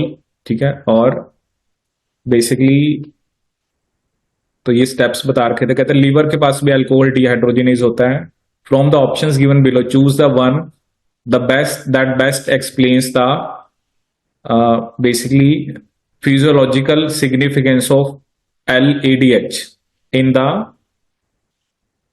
Absence of fermentation in the liver. ठीक है, ये कहते हैं जैसे लीवर में तो मान लो फर्मेंटेशन नहीं होती तो इसका क्या फंक्शन होता है, तो वो क्या कह रहा है कि the direction of LADH reaction varies with the relative concentration of acetaldehyde and ethanol. ठीक है, in addition the enzyme metabolizes the alcohol. कहता है जनरली जो इंटेस्टाइनल माइक्रोफ्लोरा होता है, ठीक है, इंटेस्टाइन में जो बैक्टीरिया होते हैं वो जो इथेनॉल बनाते हैं या अल्कोहल बनाते हैं तो उसको ये मेटाबोलाइज करता है। ठीक है, तो ये आपको फैक्ट याद रखना पड़ेगा कि हमारे अंदर अल्कोहल डिहाइड्रोजिनेज का क्या फंक्शन होता है हमारे लीवर के अंदर। ठीक है, क्योंकि ये जैसे बता रहे कि ये पायरुवेट से लैक्टेट बनाता है तो हमारे लीवर में ऐसा नहीं होता।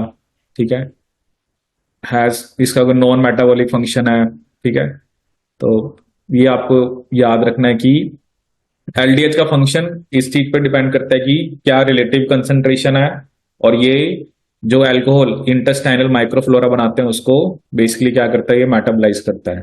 ठीक है, एक ये क्वेश्चन आपका cytoskeletal dependent motor proteins are critical for the movement of cellular organelles. ठीक है, जैसे इसमें हमने डिस्कस करा था एक काइनेसिन होता है जो प्लस की तरफ जाता है, डायनिन जो माइनस की तरफ जाता है।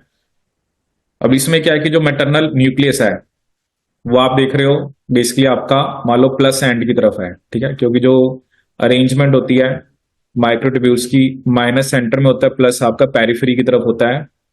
तो अब आप देख रहे हो कि ये बेसिकली प्लस की तरफ जा रहा है।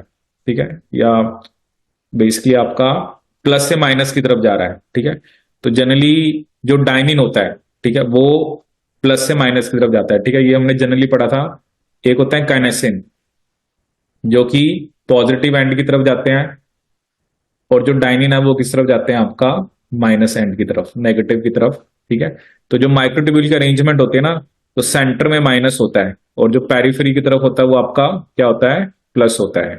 ठीक है, यही पढ़ा था।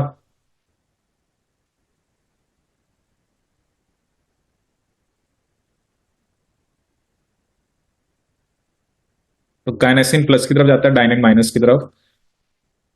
अब ये एक क्वेश्चन आया था। अब ये वैसे तो जो हमने अमीनो एसिड tRNA सिंथेटेज के बारे में हमने पढ़ा था कि वो जनरली ऐड करते हैं बेसिकली जो आपका CCA।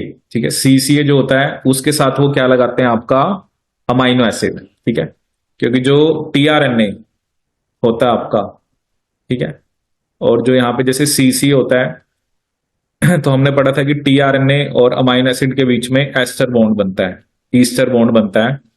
ठीक है, अब इसमें क्या है ना, आपने मतलब बहुत ज्यादा स्पेसिफिक चले गए कि अब उसने कंफ्यूज करने के लिए क्या दिया कि एडिनोसिन है। ठीक है, अब क्योंकि ये क्या आपका RNA है। ठीक है, तो अब RNA में जो शुगर होती है वो कौन सी होती है, राइबोज शुगर। ठीक है ना, क्योंकि राइबोज का मतलब उसमें 2' पे भी OH ग्रुप होगा, 3' पे भी होगा। ठीक है, तो बेसिकली ये जो सिंथेटेज होता है वो 3' OH और 2' OH कहता है दोनों पे ही बेसिकली अमीनोसाइलेशन करा सकता है। ठीक है, और वैसे भी हम सिर्फ RNA की बात ही करते हैं, तो ऐसा नहीं है कि सिर्फ 3' OH पे ही कराता है, सी एडिनोसिन पे या 2' OH पे कराता है। तो इसका क्या आंसर था आपका, बेसिकली दोनों पे। ठीक है, आइदर एट द 3' OH और 2' OH पोजीशन ऑफ एडिनोसिन।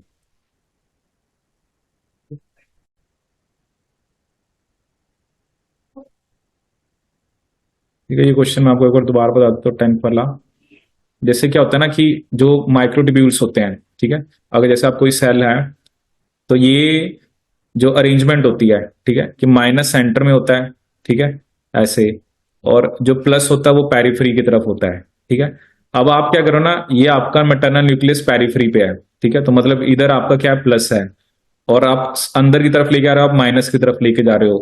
तो माइनस की तरफ कौन लेके जाता है, आपका डाइनिन, ठीक है ना, क्योंकि डाइनिन जो मोटर होती है वो माइनस की तरफ लेके जाता है, काइनेसिन जो होता है वो प्लस की तरफ लेके जाता है, ठीक है। डाइनिन कहाँ पे लेके जाता है आपका, ये आपको माइनस की तरफ लेके जाएगा, और काइनेसिन किस तरफ लेके जाएगा, प्लस की तरफ, ठीक है।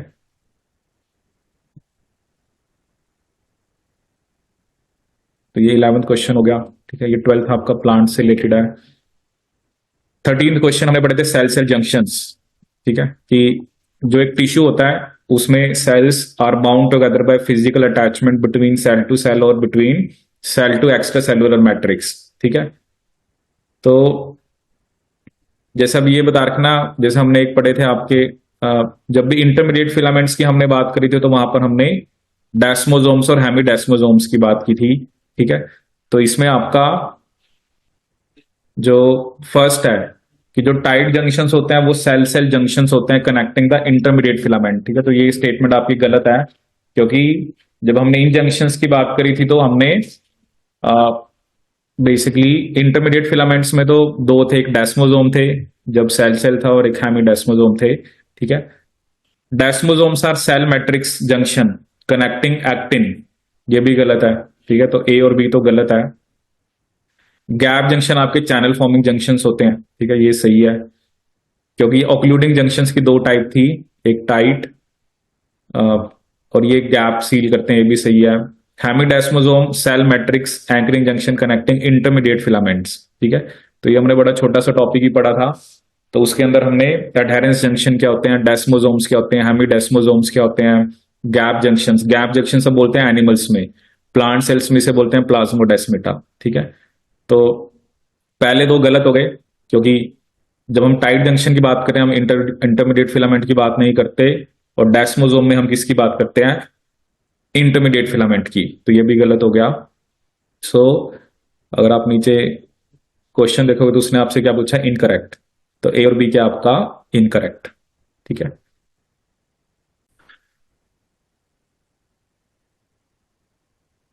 तो नेक्स्ट क्वेश्चन देखते हैं, ये भी आपका जेनेटिक्स पे बेस्ड क्वेश्चन है।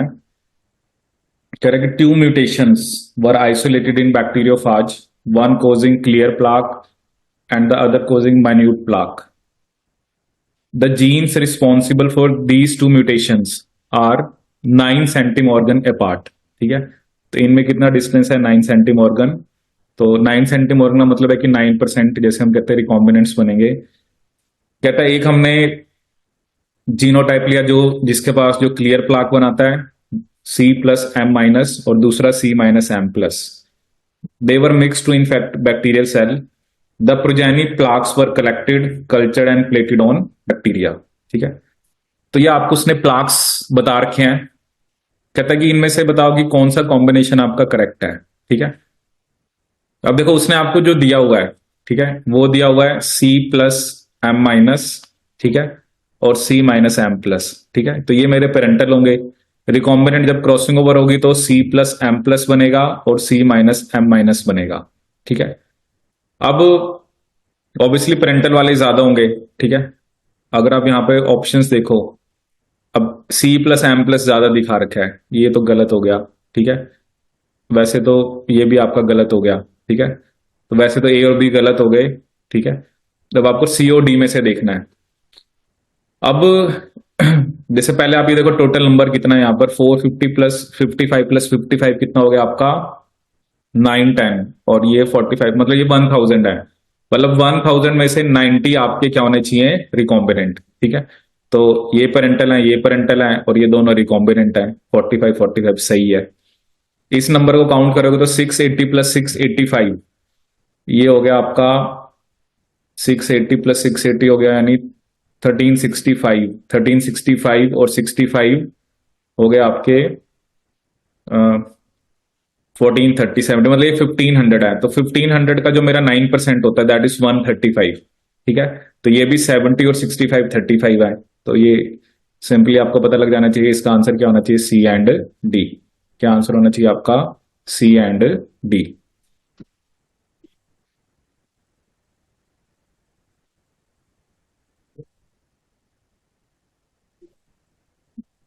ठीक है, इसका क्या आंसर है आपका, सी एंड डी।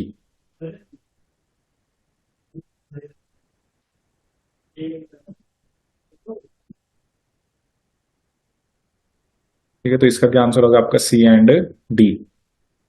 ठीक है।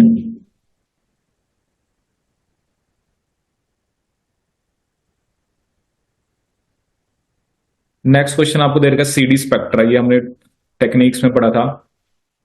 अगर आपको याद हो, हमने अल्फा हेलिक्स, बीटा शीट और रैंडम कॉइल। तो ये जो ए अगर आप ग्राफ देखोगे तो ये अल्फा हेलिक्स का है। ठीक है। और बेसिकली यहां पर इसका मतलब दोनों आंसर लगे हुए हैं, वैसे इसका एक ही आंसर है, that is the protein A has alpha helix, alpha helical secondary structure under condition A and that is denatured under condition B. ठीक है। एक बार मैं चेक कर लूंगा कि ये कहीं इसके आंसर की मैं कुछ चेंज ना है, अदरवाइज इसका आंसर ए ही है, क्योंकि ए जो है वो बात पक्का है कि वो अल्फा हेलिक्स है। ठीक है। तो ये आप देखना एक बारी, क्योंकि मैंने आपको तीनों के ग्राफ बताए थे, अल्फा हेलिक्स, बीटा शीट और रैंडम कॉइल का। ठीक है। क्योंकि इसमें कॉम्बिनेशन तो है नहीं, तो ये पता नहीं, आई थिंक बाय मिस्टेक है, रेस्ट आई विल चेक। तो वो आपको क्वेश्चन भी मैंने कराया था, अल्फा हेलिक्स, बीटा शीट और रैंडम कॉइल का। ठीक है। अब ये क्वेश्चन ये कुछ रिकॉम्बिनेशन से रिलेटेड था। ठीक है। तो ये भी मैं आपको एक इमेज शेयर करूंगा, मतलब इसमें ना आपको इन प्रोटीन्स के रोल याद रखने पड़ेंगे। ठीक है।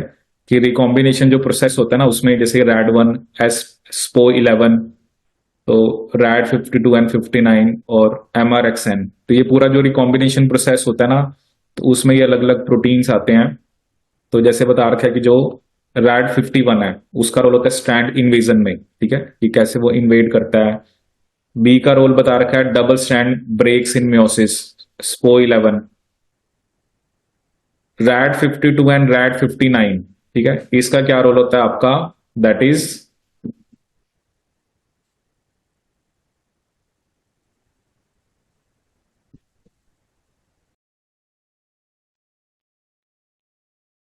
ठीक है। तो जैसे अब इसमें रैड 52 और 59 का क्या रोल है, स्टैंड एक्सचेंज प्रोटीन। ठीक है। तो ये आपको रिकॉम्बिनेशन में इन प्रोटीन्स का रोल याद रखना पड़ेगा, क्या क्या होता है। ये आपका एनिमल फिजियो से रिलेटेड है। ठीक है। अब एक क्वेश्चन जैसे आपका आ रखा है AFLP, ठीक है, जो कि एक डोमिनेंट मार्कर होता है। ठीक है। तो इसमें P1 दिखा रखा है, P2 दिखा रखा है, और F1 प्रोजेनी दिखा रखी है आपकी, और 20 डबल हिप्लॉइड प्रोजेनी। ठीक है। तो ये 20 दिखा रखी है। DH are created through chromosome doubling of pollen grains in anther culture, वो भी आपको बता रखा है। तो अब इसमें आपने बेसिकली देखना होता है, जैसे डबल हिप्लॉइड है, ठीक है, तो उसमें आपने ये देखना है कि इसमें कौन कौन से बैंड है। ठीक है। तो मतलब कौन कौन से आपके जैसे एलिलिक होते हैं, या वो इंडिपेंडेंटली असॉर्ट करते हैं। ठीक है। और जैसे अब इसमें क्या है ना, डबल हिप्लॉइड आपके पास दो टाइप के आ रहे हैं। ठीक है।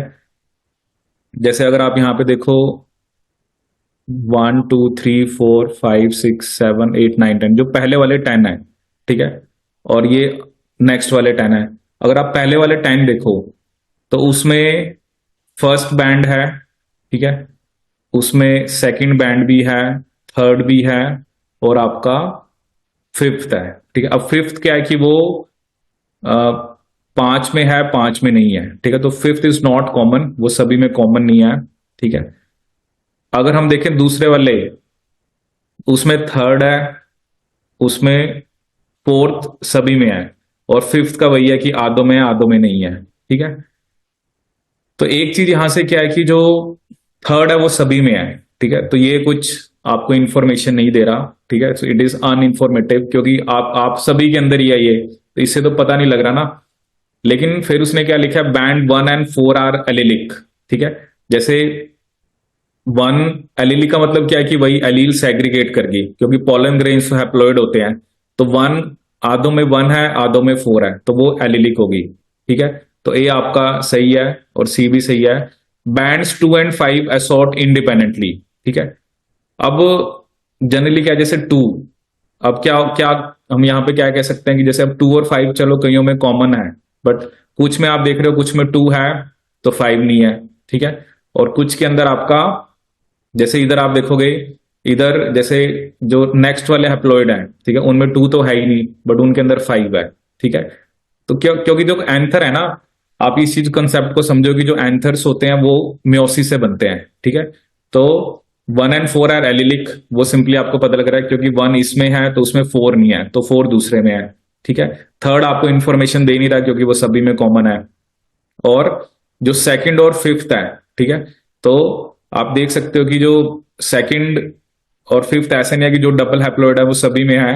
तो अगर वो सभी में नहीं है तो यू कैन से कि वो आपका इंडिपेंडेंट असॉर्टमेंट दिखा रहे हैं, क्योंकि इंडिपेंडेंट असॉर्टमेंट में क्या होता है कि अब ऐसा भी है कि सेकंड के साथ फिफ्थ आ भी सकता है, नहीं भी आ सकता है। जैसे हम करते थे ना, मान लो कैपिटल आर और कैपिटल वाई, कैपिटल आर के साथ कैपिटल वाई आ भी सकता है, नहीं भी आ सकता है, या स्मॉल वाई भी आ सकता है। तो कुछ केसेस के अंदर, जैसे इसका मतलब क्या, वो अलग अलग क्रोमोसोम के ऊपर है, ठीक है ना, सेकंड और फिफ्थ। क्योंकि एलिलिक का मतलब क्या होता है कि जैसे अब हम लिखते हैं मान लो कैपिटल आर स्मॉल आर, तो या तो कैपिटल आर जाएगा स्मॉल आर, दोनों तो जाएंगे नहीं जब भी मियोसिस होगा। लेकिन इंडिपेंडेंट असॉर्टमेंट में क्या होता था कि कैपिटल आर के साथ कैपिटल वाई भी आ सकता है, स्मॉल वाई भी आ सकता है, ठीक है। तो मे बी जैसे अब ये 5 है, मे बी इनके अंदर कैपिटल वाई आया, इसमें स्मॉल वाई आया, ठीक है। तो ये आपको इस इंफॉर्मेशन से जज करना था। तो इसमें तीनों स्टेटमेंट ही आपकी करेक्ट हैं, ठीक है। ठीक है, तो ये मतलब देखो क्या होता है ना, क्वेश्चन को पूछने का तरीका है। अगर आपको ये चीजें क्लियर है कि एलील्स क्या होती हैं और इंडिपेंडेंट असॉर्टमेंट का क्या मतलब होता है, तो आप इस टाइप के क्वेश्चंस को कर सकते हो, ठीक है। तो इसका आंसर क्या बनेगा, ए, बी एंड सी।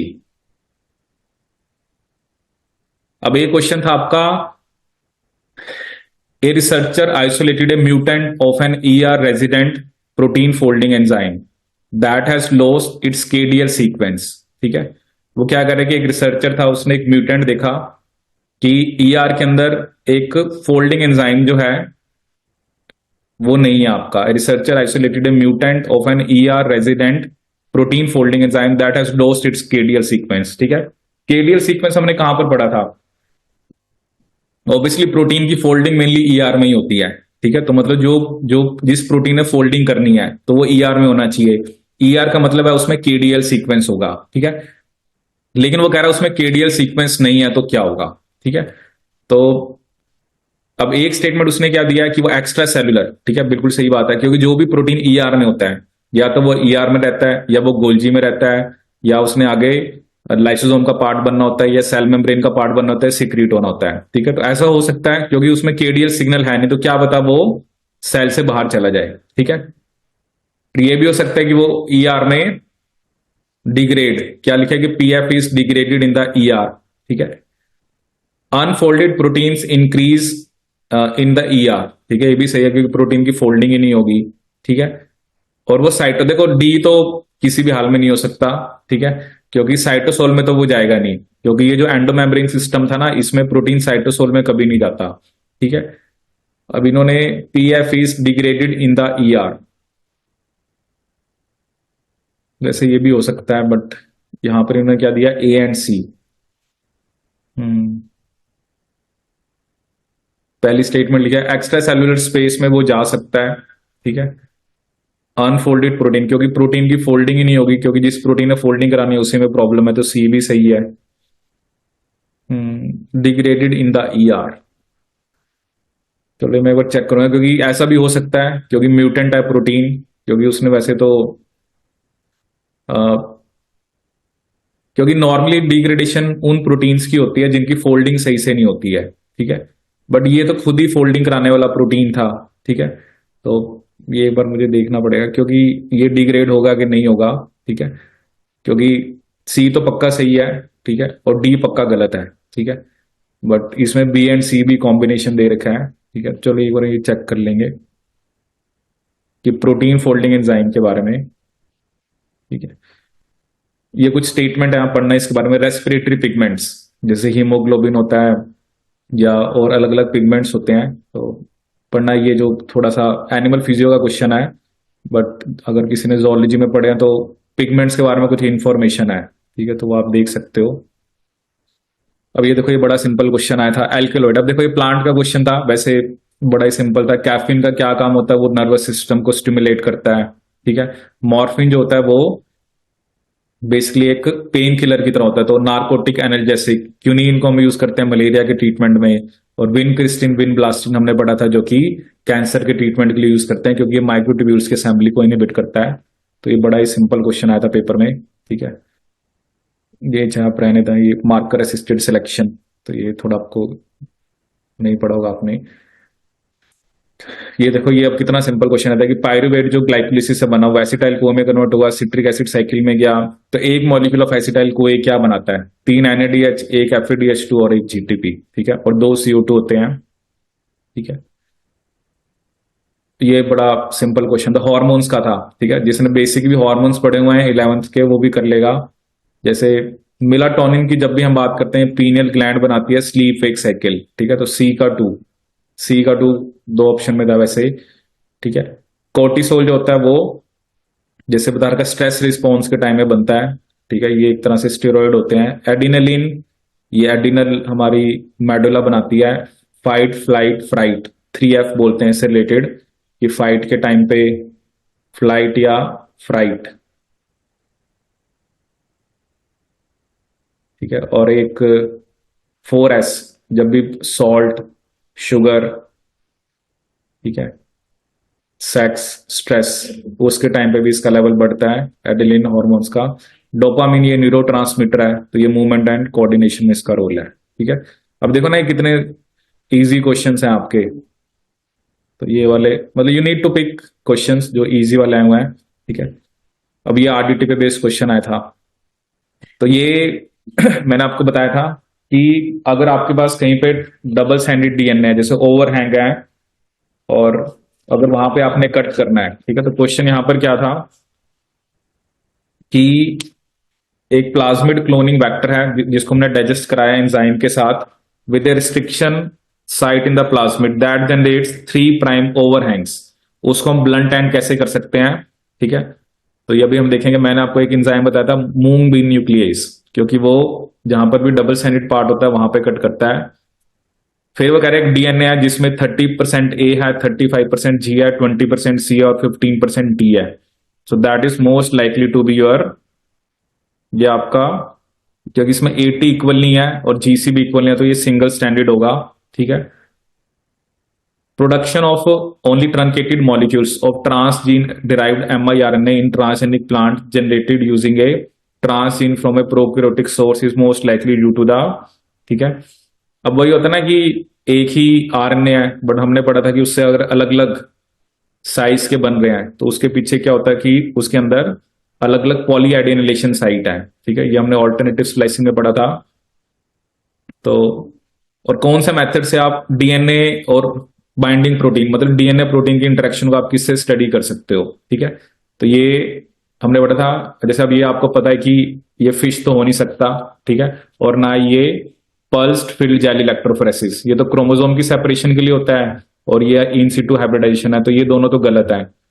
चिप आपने पढ़ा था, क्रोमैटिन इम्यूनोप्रेसिपिटेशन ऐसे। अब देखो PFU पॉलीमरेज, ये तो पॉलीमरेज है, पॉलीमरेज ने तो DNA बनाना होता है, इसने थोड़ा DNA को कट करना होता है, ये भी गलत है। तो ये देखो, ये जिसको पता था, ये सिर्फ एक मूंग भी न्यूक्लियस पता होता या सिंगल स्टैंडर्ड, देखो डबल स्टैंडर्ड भी ये नहीं हो सकता, ठीक है। और चिप हमें पता है हम किसके लिए करते हैं, DNA प्रोटीन इंटरेक्शन के लिए, ठीक है। तो ये होता है ना, देखो पूरी की पूरी नॉलेज आपको चाहिए इस टाइप के क्वेश्चन के लिए, ठीक है। सिर्फ एक चिप पता होने से, और ये कि DNA के अंदर A और T इक्वल होते हैं, G और C इक्वल होते हैं, ठीक है, तो उस बेस पे आपने सिंगल स्टैंडर्ड लिखना था। दे मे सीम सम लाइक टिपिकल दिखते हैं, बट होते ये क्वेश्चन आपके इजी हैं, ठीक है। ऐसे ये 26, ये आप 27, ये क्लॉटिंग फैक्टर्स हैं। आप किसी ने एनिमल फिजियो पढ़िया तो क्लॉटिंग फैक्टर्स के अलग अलग नाम होते हैं, ठीक है। जैसे क्लॉटिंग फैक्टर 5 का क्या नाम होता है, क्लॉटिंग फैक्टर, अब जैसे इसमें 9 जो होता है उसकी वजह से हीमोफीलिया बी होता है, ठीक है। बट वही था कि वो 2 में था, तो आपको बाकी फैक्टर्स के भी नाम ये थोड़ा सा पता होना चाहिए, ठीक है। तो ये चाहे आप फैक्टर्स के नाम याद कर लेना, ठीक है।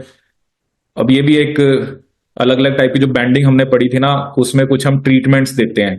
ठीक है, यहाँ पे कुछ लिखा हो ना कि आपका column X and Y of the following table is some treatment methods reagents and events that are related to human lymphocyte culture and banding. ठीक है, तो आपको ये मतलब पता होने चाहिए कि किस में क्या क्या करना होता है। जैसे ये बता रहा है कि 5% बेरियम हाइड्रोक्साइड ट्रीटमेंट ये हम करते हैं जब हमें सी बैंडिंग करनी होती है, जो कि कॉन्स्टिट्यूटिव हेट्रोक्रोमैटिन की होती है। ट्रिप्सिन ट्रीटमेंट देना पड़ता है आपको जी बैंडिंग में। फाइटो हीम एग्लूटिनेशन आपको करनी पड़ती है माइटोटिक स्टिमुलेशन में। Phosphate buffer treatment. ठीक है, अब देखो ना ये क्वेश्चन मतलब आपको होगा ना कि 10-11 साल में एक ही बार आया है। ठीक है, ऐसा ट्रीटमेंट अभी उसने कुछ पूछा नहीं, बट ये ऐसी चीजें हैं कि you need to memorize them. ठीक है, आपको याद ही करना है। और जैसे हमने जी बैंडिंग पढ़ी थी, आर बैंडिंग पढ़ी थी, ठीक है, अलग अलग बैंडिंग्स मैंने आपको बताई थी। तो सिल्वर स्टेनिंग जैसे बता रखा है, वो हम न्यूक्लियोलर ऑर्गेनाइजेशन रीजन्स। ठीक है, तो ये आपको याद करना पड़ेगा। ठीक है, ये एक्स क्रोमोसोम इनएक्टिवेशन ये आपका डायबा से रिलेटेड है। ठीक है, ये कुछ प्लांट्स हैं, इसमें तो अब आपको पता होना चाहिए वो प्लांट मिलता है कहाँ पर है। ठीक है, so this is A botany oriented question. ठीक है,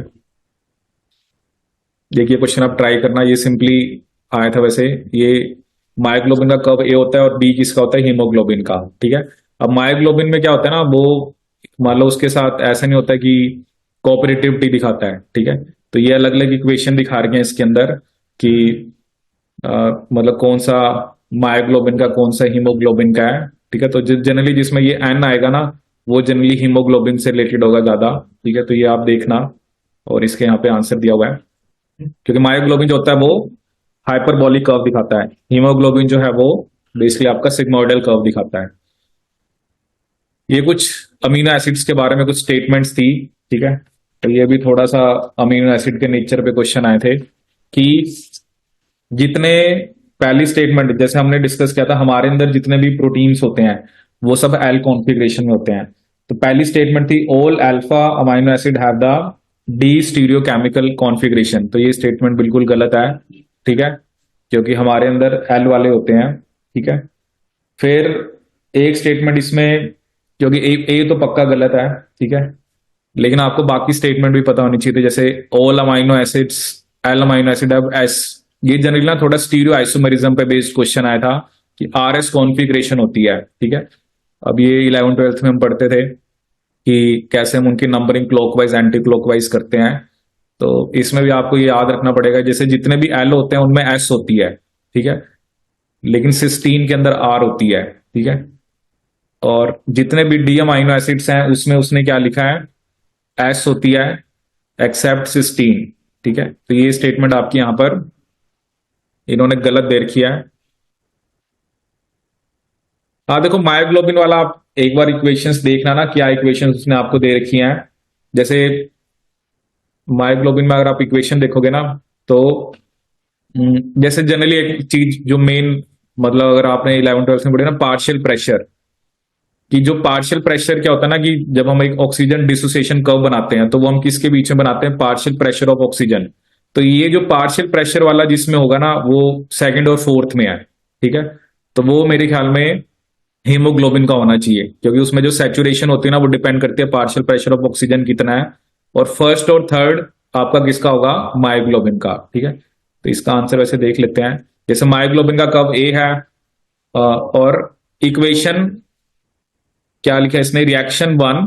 ठीक है, और इक्वेशन 3 एंड 4। रिएक्शन 1 आप देखो क्या है कि सिंपली एक ऑक्सीजन लग रहा है कि एंजाइम जैसे सबस्ट्रेट, मतलब यहां पर ई आपका मायोग्लोबिन होगा और एस क्या होगा, क्योंकि उसमें उसमें ज्यादा नहीं लगता ना, एक मायोग्लोबिन के साथ एक ही ऑक्सीजन लगता है, बट हीमोग्लोबिन के साथ नंबर ऑफ ऑक्सीजन लगते हैं। ठीक है, तो ये इनकी करेक्टरिस्टिक्स होती है। तो ये फर्स्ट रिएक्शन, और जो इधर से इक्वेशन आप देख रहे हो, तो जो फर्स्ट और third that should be of your myoglobin, और इक्वेशन यहां से जो रिएक्शन 2, और इक्वेशन में जो आपकी सेकंड एंड फोर्थ है। ठीक है, क्योंकि ये भी हमने डिस्कस किया था कि जो ऑक्सीजन डिसोसिएशन कर्व है वो हम किसके बीच में बनाते हैं, partial pressure of oxygen versus यर जो partial pressure of oxygen versus percentage saturation. ठीक है, अब देखो ये जो छोटी छोटी चीजें मैं आपको बता रहा हूं ना, कितना लंबा क्वेश्चन दे रखा है। ठीक है, आए एनिमल फिजियो के अंदर है, बट मैं ये आपको बता रहा हूँ कि 11th का बच्चा, ठीक है, चलो उसको चलो इक्वेशंस का नहीं पता, बट 11th की नॉलेज के बेस पे मैं इस क्वेश्चन को कर सकता हूँ कि मुझे ये पता है कि जब मैंने ऑक्सीजन डिसोसिएशन कर्व +1 की बुक में पढ़ा तो वहां पर ग्राफ किसके बीच में था, पार्शियल प्रेशर ऑफ ऑक्सीजन और सैचुरेशन। तो जहां पर भी पार्शियल प्रेशर ऑफ ऑक्सीजन वाला फैक्टर आया है, इसका मतलब वो आपका एक तरह से क्या शो कर रहा है कि वो हीमोग्लोबिन की बात डिस्कस कर रहा है। ठीक है, तो ये जो होते हैं ना, ये चीजें जो होती है ना, ये स्मार्टनेस होती है। अब किसी को लगेगा पता नहीं ये क्या आ गया, ठीक है ना, तभी बार बार ये कहा जाता है कि बेसिक बुक्स आप पढ़ो। ठीक है, अब जैसे इसके लिए तो आपको नॉलेज होनी चाहिए कि आ, कौन सी कॉन्फ़िगरेशन होती है अमाइनो एसिड की। ठीक है, अभी बहुत कम ही आया है ऐसा क्वेश्चन, मैं भी एक दो बार ही मैंने देखा है। तो अब जैसे ये आपको पहले RS सिस्टम पता होना चाहिए अगर एग्जैक्टली आपको इसके बारे में पढ़ना है। बट चलो अभी फिलहाल आप याद रख लो कि जितने अमाइनो एसिड सेल होते हैं वो एस कॉन्फ़िगरेशन में होते हैं, एक्सेप्ट सिस्टीन, उसकी R होती है। और इसमें डी स्टेटमेंट सही सही दे रखी है कि जो एल थ्रियोनिन और आइसोल्यूसिन, इन दोनों की खास बात ये थी कि इनमें दो कायरल सेंटर होते हैं। ठीक है, सो 2s3r एंड 2s3s। ठीक है, तो ये पहले आपको थोड़ा RS पढ़ना पड़ेगा, उसके बाद आप इस क्वेश्चन पे आओगे वैसे। ठीक है, ये आपका short day long day plan पे है। ठीक है, ये बडिंग ईस्ट फैकल्टेटिव एनारोब, जैसे आप उसने आपको दो लैग फेज दिखाए हैं।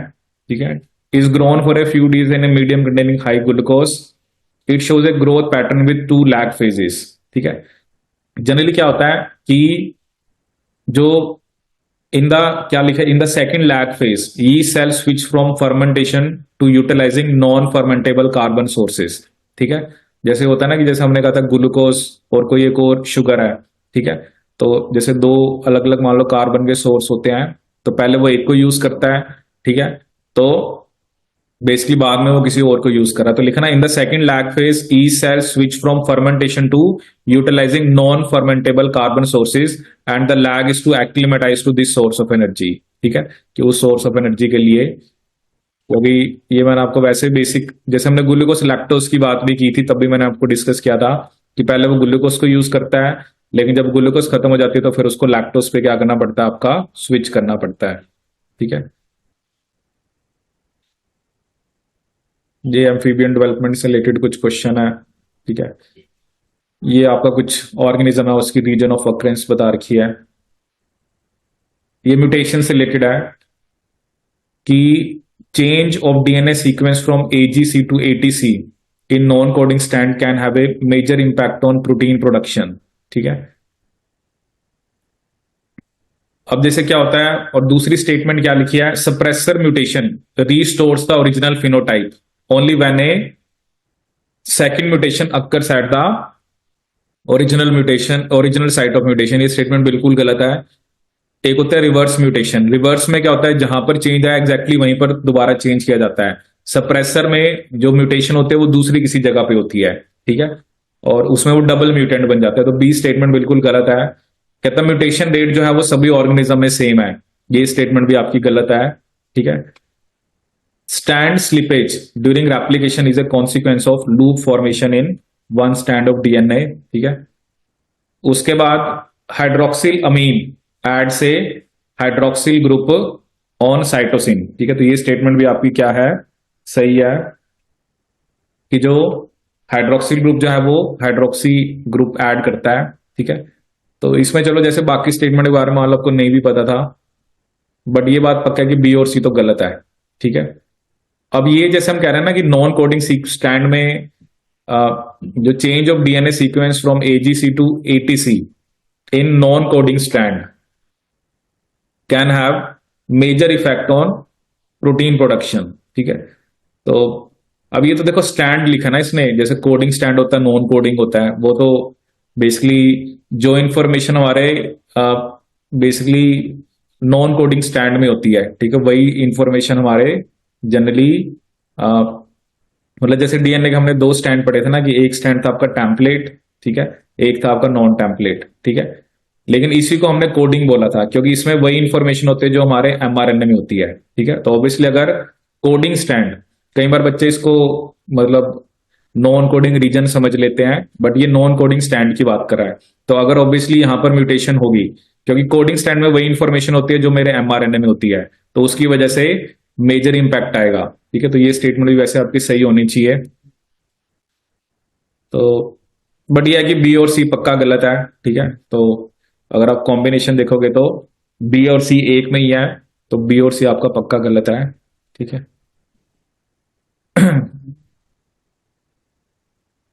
एक ये डी लूप वाला एक आया था क्वेश्चन एग्जाम में।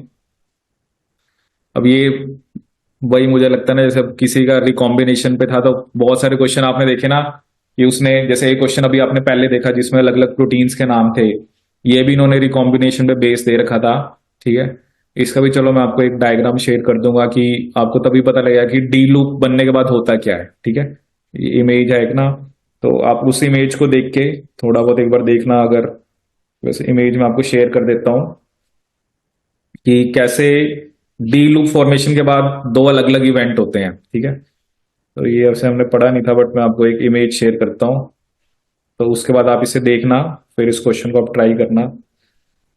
क्योंकि अब वही मैं आपको भी बता रहा हूँ, बहुत सारे पेपर में कई बार क्या चीजें देखने को मिलती हैं कि जैसे एक बंदे ने क्वेश्चन बनाया तो उसका जो मतलब जो उसकी एक्सपर्टीज है, तो कई बार उसी के एक दो क्वेश्चन देखने को मिल जाते हैं, कई बार ऐसा कुछ क्वेश्चन आया भी नहीं है एग्जाम में।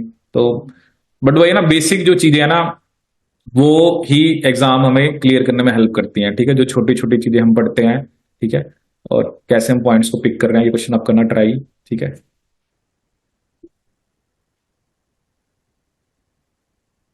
40 की स्टेटमेंट, स्टेटमेंट्स म्यूटेशन से रिलेटेड स्टेटमेंट्स हैं बेटे, आपने उसमें से जज करनी है। आपको मैंने बताया हुआ कि सप्रेसर म्यूटेशन जो होती है वो अलग जगह पे होती है, सेम जगह पे नहीं होती। ठीक है, सप्रेसर म्यूटेशन, अगर आपने जेनेटिक्स में जब मैंने आपको म्यूटेशन बताई थी, एक होती है रिवर्स। जैसे मान लो ये आपका डीएनए यहाँ पे ए है। ठीक है, अब ए की जगह मान लो यहाँ पर सी आ गया, तो अगर इसको बिल्कुल वहीं पे ही ठीक किया जा रहा है उसे बोलते हैं रिवर्स म्यूटेशन। ठीक है, लेकिन अगर म्यूटेशन कहीं और होती है, ठीक है ना, अगर म्यूटेशन हम एक दूसरी जगह पे करेंगे ताकि ओरिजिनल वाले म्यूटेशन के इफेक्ट को हम खत्म कर सके, तो उसे हम कौन सी म्यूटेशन बोलते हैं आपकी, that is known as suppressor mutation. तो इसने क्या लिखा है कि सप्रेशर म्यूटेशन, ठीक है, वो रिस्टोर करती है, but second mutation original site पे नहीं होती, सेकंड म्यूटेशन कहीं और होगी। ठीक है, वो भी अलग अलग होते हैं, जैसे अगर तो सेम जीन में हो रही है तो उसे बोलते हैं हम इंट्राजेनिक। ठीक है, अगर किसी दूसरी जीन में हो रही है तो उसे हम क्या बोलते हैं, इंटरजेनिक। तो ये दो टाइप के सप्रेसर होते हैं, इंट्रा और इंटरजेनिक। ठीक है, तो ये आपने इसमें ध्यान रखना है। ये प्लांट से रिलेटेड है, ये कि आप जीएफपी वाला क्वेश्चन ट्राई करना, ग्रीन फ्लोरेसेंट प्रोटीन वाला। ठीक है, क्योंकि थोड़े लंबे क्वेश्चन है, मैं अभी इनको रीड नहीं करा रहा, बट जीएफपी के बारे में हमने पढ़ा था। ठीक है, ये भी आप देखना, ड्रोसोफिला से रिलेटेड आपको दे रखा है, इसमें इनहेरिटेंस पूछी हुई है। ठीक है, कि एज पर the data you have to see कि क्या आप कंक्लूजन करोगे इसमें।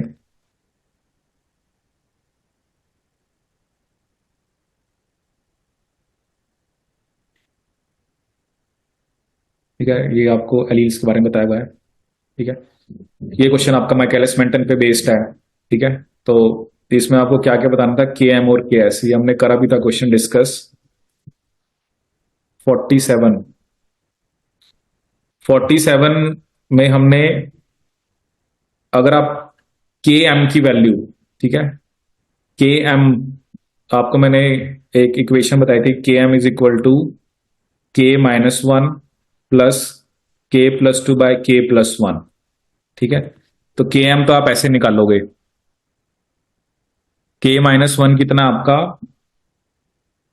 1 इंटू, सॉरी, k-1 4 × 10⁴, और k+2 कितना है 8 × 10⁴, डिवाइडेड बाय 1 × 10⁸।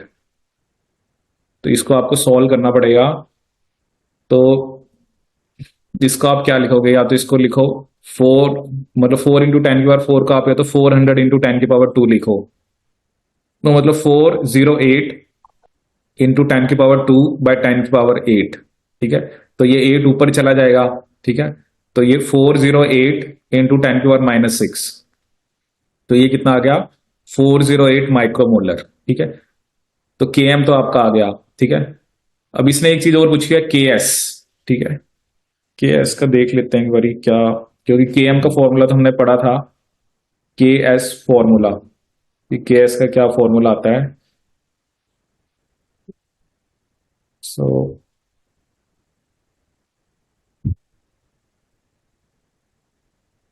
के एस का फॉर्मूला एक बार देखना पड़ेगा, क्योंकि के एम तो हम ऐसे निकालते हैं, के माइनस वन प्लस के प्लस टू बाई के प्लस वन। ठीक है,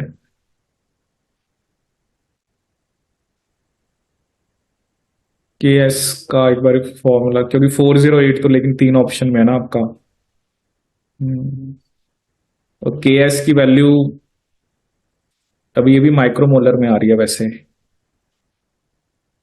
के एस वैसे इसने दे रखा है के माइनस वन बाय के प्लस वन। अगर इसको सॉल्व करें, के माइनस वन कितना आपका 4 × 10⁴, और के प्लस वन कितना है 1 × 10⁸।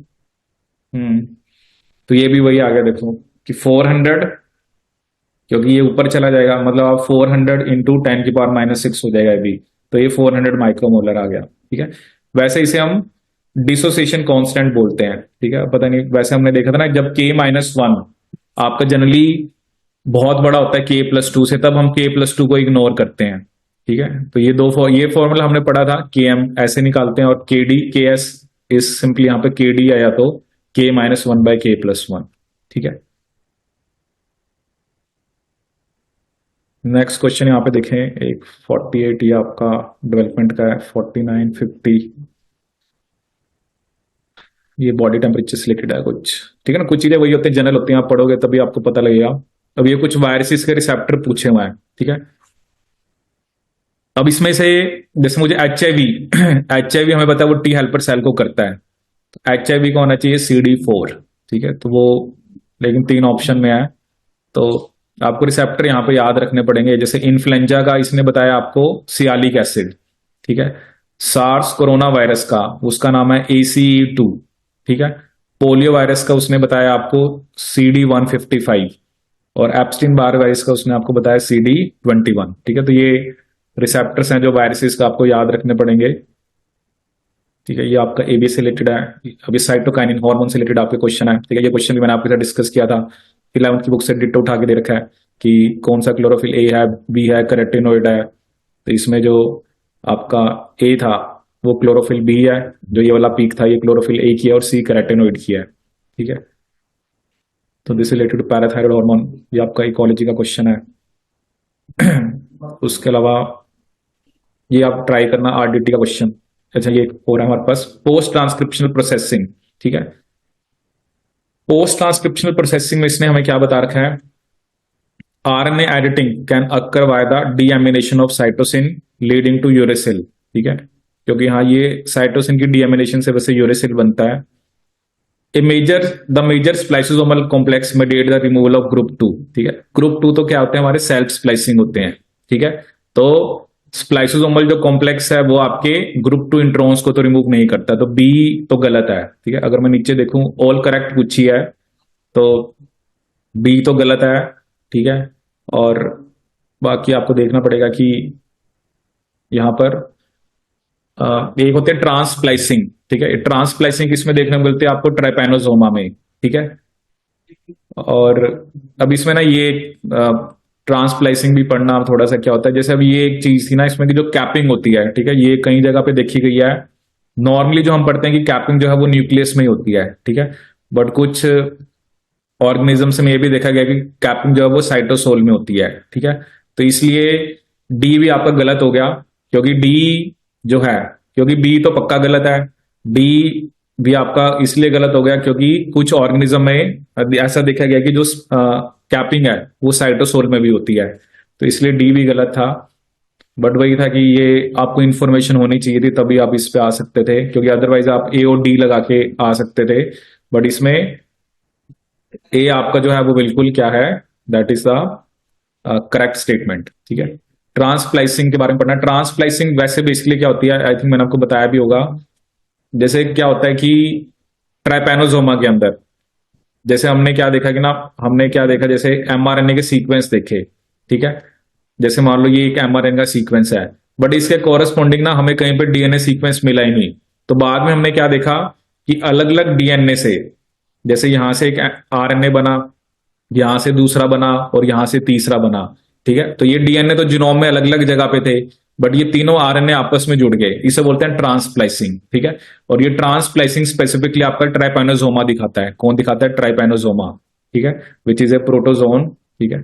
तो ये भी कई बार 4 नंबर में भी क्वेश्चन आ रखा है ट्रांसप्लाइसिंग के ऊपर, ठीक है। ये चलो आप, ये आरटीटी का क्वेश्चन है, इसको आप ट्राई करना, रेस्ट्रिक्शन एंजाइम्स पे बेस्ड है, इसको करना नहीं हो तो डिस्कस करेंगे। ये 61, that is something related to diversity, ठीक है। 62, 63, एक क्वेश्चन आया था कि how long should it take the polypeptide residue backbone of 6, 10, 15 and 20 residue folding nucleus to explore all its possible conformation, assuming that the polypeptide backbone randomly reorients after 10 की power -13, ठीक है। तो इसमें तो बस जो यही लग रहा है कि जो जो टाइम है इनटू योर 10 की पावर नंबर ऑफ रेजिड्यू, ठीक है। जैसे ये 10 की पावर -7 आ जाएगा, ये 10 की पावर -3 आ जाएगा, ये 10 की पावर 2 आ जाएगा और ये 10 की पावर 7, मतलब जितना ये टाइम दे रखे ना उसको आप मल्टीप्लाई कर दो 10 raise to power number of residue, ठीक है। तो -3 इंटू -6 करोगे तो -7 आएगा, -13 इंटू 10 करोगे तो -3 आएगा, ठीक है। -13 इंटू 10 की पावर 15 करोगे तो 10 की पावर 2 आएगा, और -13 इंटू 10 की पावर 20 करोगे तो 7 आएगा, ठीक है। तो ये क्वेश्चन है आपका, ये भी उससे रिलेटेड आपके एक ही कॉन्फोकल माइक्रोस्कोपी पे भी थोड़ा आपको डीप नॉलेज होनी चाहिए उसके लिए, ठीक है। अब ये क्वेश्चन क्या आया था, ये आपका स्कैट कार्ड प्लॉट, ठीक है, ये भी हमने इम्यूनो में पढ़ा था कि दो एंटीबॉडीज हैं Q and R, they are generated for an antigen और and affinity of both the antibodies और एसिड यूजिंग प्योर एंटीजन, ठीक है। अब इसमें देखो क्या ना, ये स्कैट कार्ड प्लॉट है, ठीक है। इसमें जो एक चीज है, जैसे मैंने आपको बताया था, ये जो चीज होती है आपको वैलेंसी बताती है, ठीक है। ये जो नंबर आता है ना ये आपको वैलेंसी बताता है, ठीक है। तो एक की वैलेंसी 2 है, एक की 4 है। तो अब इसमें ना एक स्टेटमेंट ये थी, ठीक है, ये मैं आपको बताता हूँ। इसमें जो स्टेटमेंट्स थी, अभी क्वेश्चन पूरा यहाँ पर विजिबल नहीं हो रहा, क्योंकि जब मैंने इस क्वेश्चन को देखा तो मुझे जैसे मैंने लास्ट की 2 स्टेटमेंट देखी, इसमें ना लास्ट की 2 स्टेटमेंट क्या थी, कि जो एंटीबॉडी क्यू है, ठीक है, जिसकी वैलेंसी 2 है, अगर आप यहाँ पे ग्राफ देखोगे तो वो आईजी, वो क्या आपकी आईजी ए और आर आईजी जी। अब मेरे को ये पता है आईजी जी तो कभी भी अगर जो नेचर है वो कभी भी डाइमर तो बनाती नहीं है, तो उसकी तो 4 हो नहीं सकती, ठीक है। तो मैंने डी स्टेटमेंट तो इसलिए गलत कर दी क्योंकि, सॉरी, इसमें क्यू कौन सी दिखा रखी है आपकी, क्यू, हाँ हाँ ये सही स्टेटमेंट थी, क्यू ये वाली दिखा रखी है ना, क्यू, तो क्यू मतलब जिसका 4 है, ठीक है।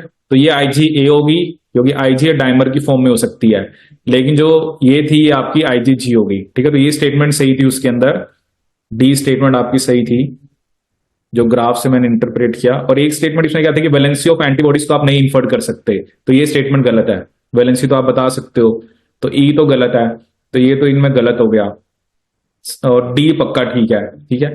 तो वैसे ऑल करेक्ट में ये था कि आपका डी तो इसमें ही था, ठीक है। बाकी आपको एबीसी भी देखना था कि एबीसी के अंदर आपको क्या बता रखा था कि antibody Q is possibly a monoclonal while R is polyclonal, ठीक है। तो ये मतलब आपको ये ग्राफ से याद रखना है कि जब ऐसा सा ग्राफ आता है तो क्यू क्या आपका मोनोक्लोनल है, ठीक है, और जो आर है वो पॉलीक्लोनल है। और एक स्टेटमेंट इसमें क्या थी कि the curve nature of Scatchard plot for R, ठीक है, indicates that it cross reacts with the blocking reagent, ठीक है। तो ऐसा तो कुछ यहां पर बेसिकली मेंशन नहीं था ब्लॉकिंग रिएजेंट का, ठीक है। तो मतलब इसमें यही था कि आप मेनली आपको डी के हिसाब से, क्योंकि डी ई गलत था, ठीक है। और क्योंकि ये हमने तो सिंपली प्लॉट पढ़ा था, जो ये प्लॉट पढ़ा था ना आपका कि ऐसा सा ग्राफ आता है आपका, ठीक है, ये मैंने आपको बताया था ऐसा। तो ये चीज आपको वैलेंसी बताती है, ठीक है। और जो एफिनिटी है, मतलब you can like conclude some things from this thing, कि कुछ आप सीख सकते हो कि एक तो जो एफिनिटी है, क्योंकि ये स्टेटमेंट भी आपकी सही दे रखी है, तो एफिनिटी जो है वो किसकी ज्यादा दिखा रखी है, आर की, ठीक है। मतलब और वैसे भी अगर आपको याद हो ना, आईजीजी की एफिनिटी ज्यादा होती है, ठीक है। ये हमने एफिनिटी एबिलिटी पढ़ा था ना, तब हमने ये डिस्कस करा था कि आईजीजी की एफिनिटी काफी ज्यादा होती है, ठीक है, जो आईजीएम से भी ज्यादा होती है, जो पेंटामेरिक होती है। तो ये भी है कि जो आर है, एक तो ये पता लग गया था कि आर आईजीजी है, ठीक है, और ये भी है कि उसकी एफिनिटी आईजीए से ज्यादा होती है। तो यहां से भी आप इस क्वेश्चन को कर सकते थे, ठीक है, क्योंकि ये ब्लॉकिंग रिएजेंट वाला, यहां से आप कुछ you can not come to some conclusion कि कुछ ब्लॉकिंग रिएजेंट का है, ठीक है। फिर एक क्वेश्चन ये आया था आपका, ये भी हमने डिस्कस किया था, ट्रांसजेनिक प्लांट्स, ठीक है, कि एक ट्रांसजेनिक प्लांट जो आपने बनाना है, कुछ उससे रिलेटेड स्टेटमेंट्स थी। तो कहता है एक transgenic plant with two functional copies of transgene can segregate in dash ratio for the transgene phenotype on self pollination if the two genes are linked, ठीक है। तो ये भी देखेंगे क्या होता है। अब इसमें ये एक सिस्टम होता है क्री लॉक्सपी सिस्टम, ये हमने डिस्कस किया था, अगर आपको किसी जीन को रिमूव करना है, ठीक है। ये भी हमने डिस्कस करा था जो इमिडेजोलिनोन्स के अंदर हमने एसिटोलैक्टेट सिंथेस की बात करी थी, ठीक है। तो यहां पर एएलएस होना चाहिए आपका, ठीक है। और जो वेरिएशन हमें देखने को मिलती हैं अलग अलग प्लांट्स के अंदर, so that may be due to position effect, ठीक है। तो अब कई बार रेशियो का हमें नहीं पता लगता कि क्या रेशियो आएगी, बट सिंपली जैसे नॉर्मली हम डिस्कस करते हैं ना, कि जैसे नॉर्मली जो 3:1 होती है, कि जो ट्रांसजेनिक प्लांट है अगर उसमें दो फंक्शनल कॉपीज हैं तो वो 3:1 में सेग्रीगेट करेंगे, ठीक है। और क्री लॉक्सपी सिस्टम, ठीक है, अब इसमें क्री लॉक्सपी सिस्टम ऑप्शन 1 में भी था, 3 में भी था, ठीक है। तो फिर एक बात ये थी कि एएलएस, अब एएलएस भी आपका फर्स्ट में भी था, उसमें भी था, लेकिन ये जो आपको पोजीशन इफेक्ट वेरिएशन हमने डिस्कस करी थी, क्योंकि जो ट्रांसजीन आपने इंसर्ट करी है, अब वो कहां पे जाके इंसर्ट हुई है, ठीक है, वो भी मैटर करता है। तो कई बार वो ऐसी जगह जाके इंसर्ट होती है जहां पर उसका आपको एक्सप्रेशन ज्यादा देखने को मिलती है, और कई जगह पर आपको कम देखने को मिलती है, ठीक है। बाकी ये क्वेश्चन है, ये डीएनए पॉलीमरेज से रिलेटेड इतना सिंपल क्वेश्चन था कि कहता है mutant DNA polymerase was found to have higher error rate and synthesized only short DNA fragment. तो एरर रेट इसलिए ज्यादा हो सकता है क्योंकि प्रूफ रीडिंग एक्टिविटी कॉम्प्रोमाइज होगी, ठीक है, क्योंकि वही रिस्पॉन्सिबल होती है। 5 to 3 का तो कोई रोल नहीं है उसके अंदर। दूसरा ये है कि बी तो सही था, और पॉलीमरेज ये है कि बार बार डिसोसिएट हो रहा है टेम्पलेट से, ठीक है। और एक उसने लिखा है कि polymerase is unable to unbind the DNA template, ठीक है। देखो पॉलीमरेज ने तो वैसे भी अनबाइंड नहीं करना होता, तो इसमें करेक्ट स्टेटमेंट क्या थी, एक तो मतलब this was a very simple question कि 3' to 5' एक्सोन्यूक्लियस एक्टिविटी कॉम्प्रोमाइज हुई है, जिसकी वजह से वो डीएनए के छोटे फ्रेगमेंट बना रहा है, और दूसरा जो पॉलीमरेज है वो डिसोसिएट हो रहा है, ठीक है। तो इसका बी और सी सही था। ये हमने सिग्नलिंग वाला क्वेश्चन ये ट्राई करा था, इसको भी आप करना, ठीक है।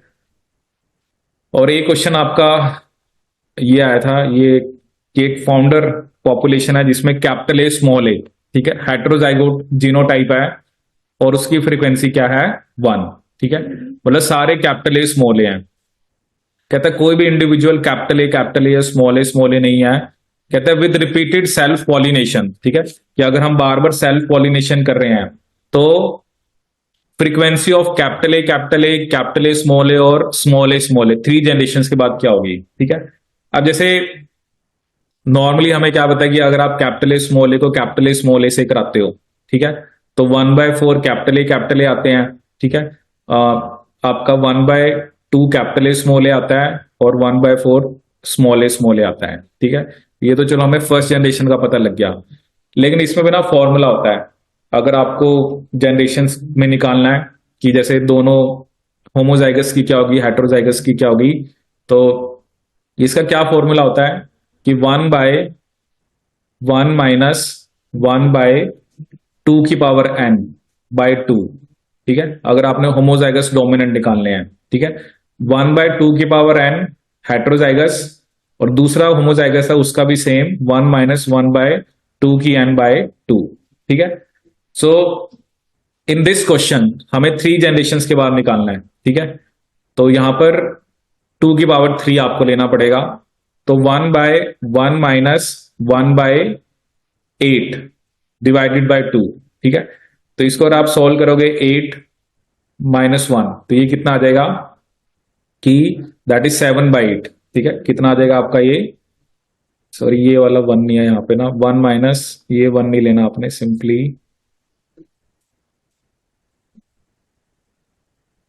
ये एक्स्ट्रा ले लिया,